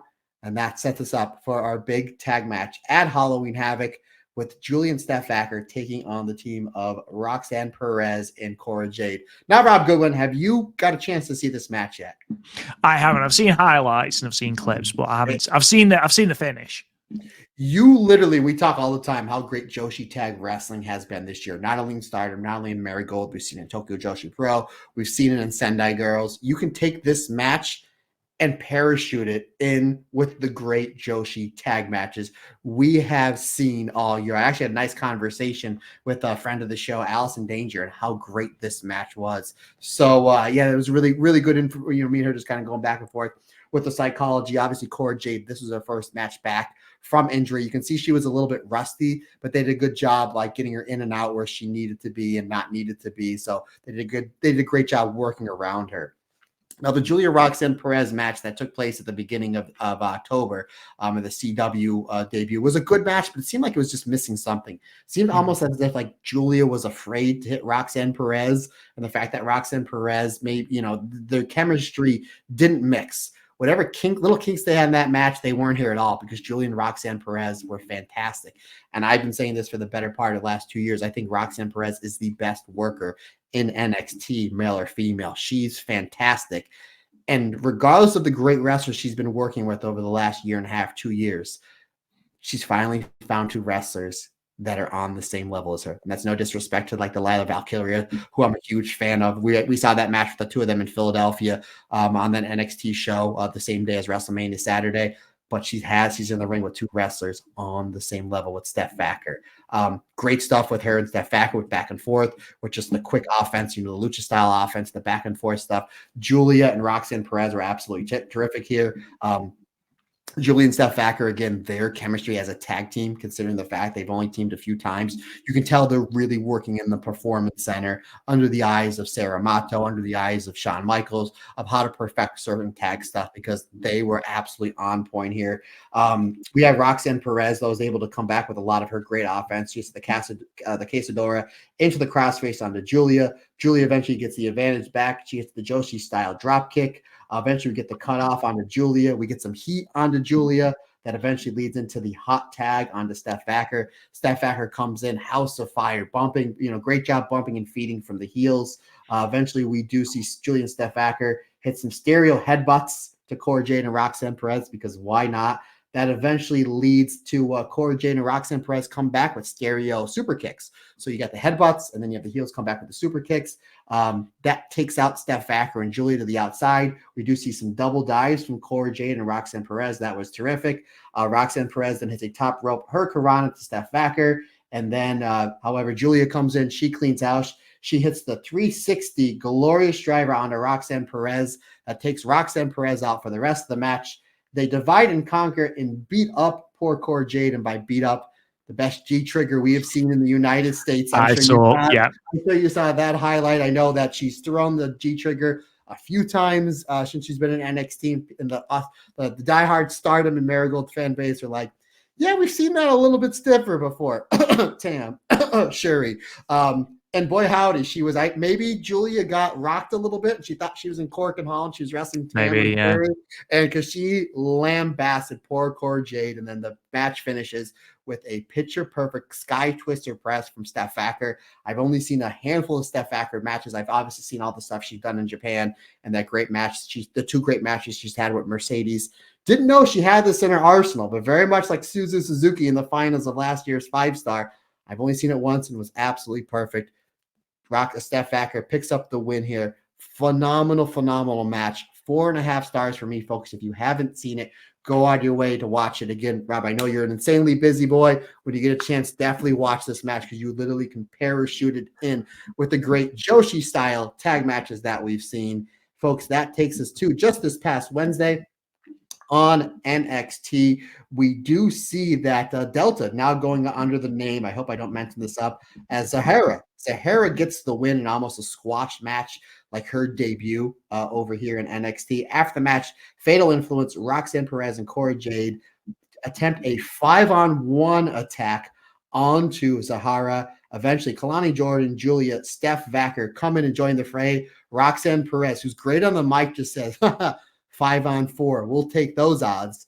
And then we hear the sirens, not of Scott Steiner, but of one almost as good of one Jordan Grace, which then sets up this Wednesday in Philadelphia, the ECW Arena, a big 10-person tag of Fatal Influence, Roxanne Perez, Cora Jade to take on the team of Zahara, Kalana Jordan, Julia, Steph Acker, and Jordan Grace. Fingers crossed that does lead us to some sort of War Games match, but it's in Philadelphia, 2300 Arena. We got Bubba Ray Dudley's going to be there. Dawn Marie's going to be there. Francine, the Queen of Extreme, is going to be there. And Rob Van Dam is going to be there.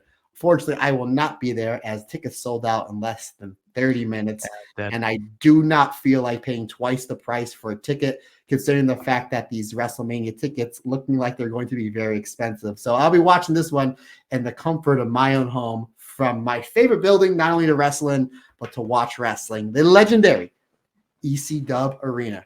And folks, that takes us to the end of a long gaze at Julia. She was a busy wrestler this past weekend. I'm super excited for everything that they're doing over in NXT, especially with the women's division.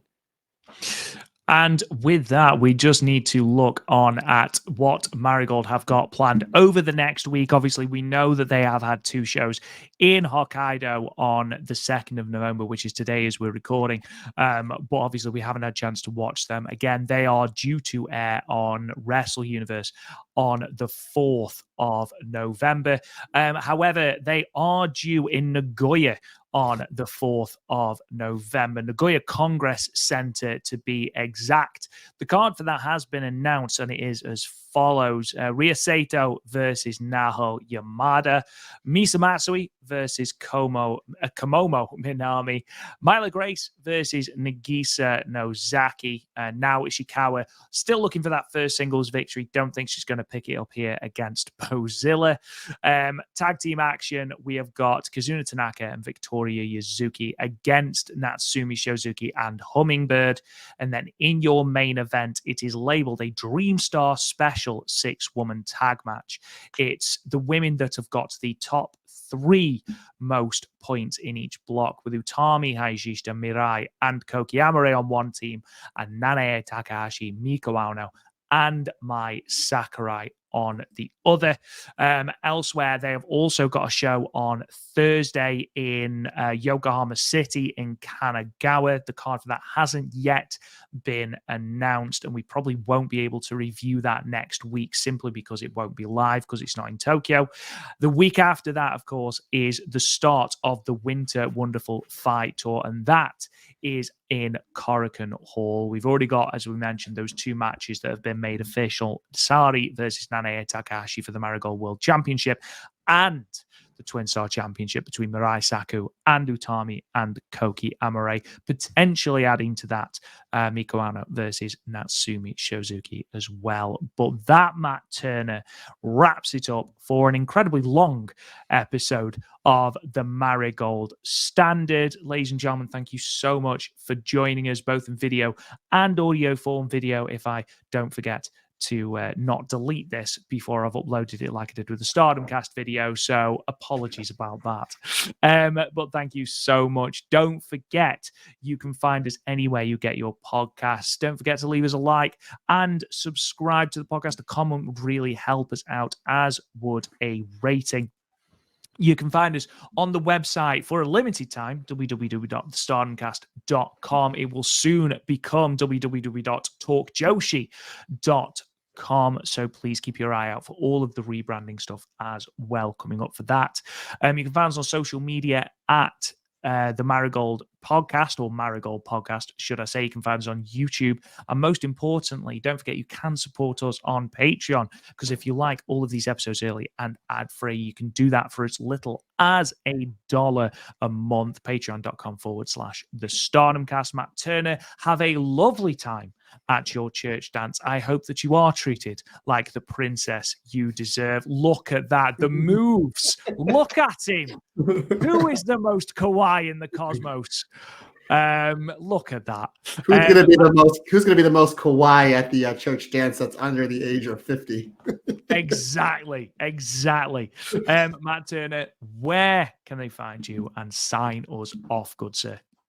Folks, questions, comments, suggestions, anything you need from me or anything you want to see or hear on the Patreon, or just a general chat, the easiest and best way to get a hold of me, Matt Turner OF, on the Instagram and or the Twitter is the best way to get a hold of me. If you want to shoot me an email, the email address is thestardomcast22@gmail.com. Folks, if you're watching this on YouTube, vote. Let us know who has the better hair in today's episode. Will it be me? I just got my hair cut the other day, or Rob, who's really bringing his hair game to the Marigold, setting the standard for the Marigold Standard when it comes to the hair game. Let us know. We love interacting with the fan base. But seriously, folks, we greatly appreciate your support. Can't do it without you, because like I always say, it's just not my podcast. It's our podcast. Because when all is together and everyone's different, everyone's special.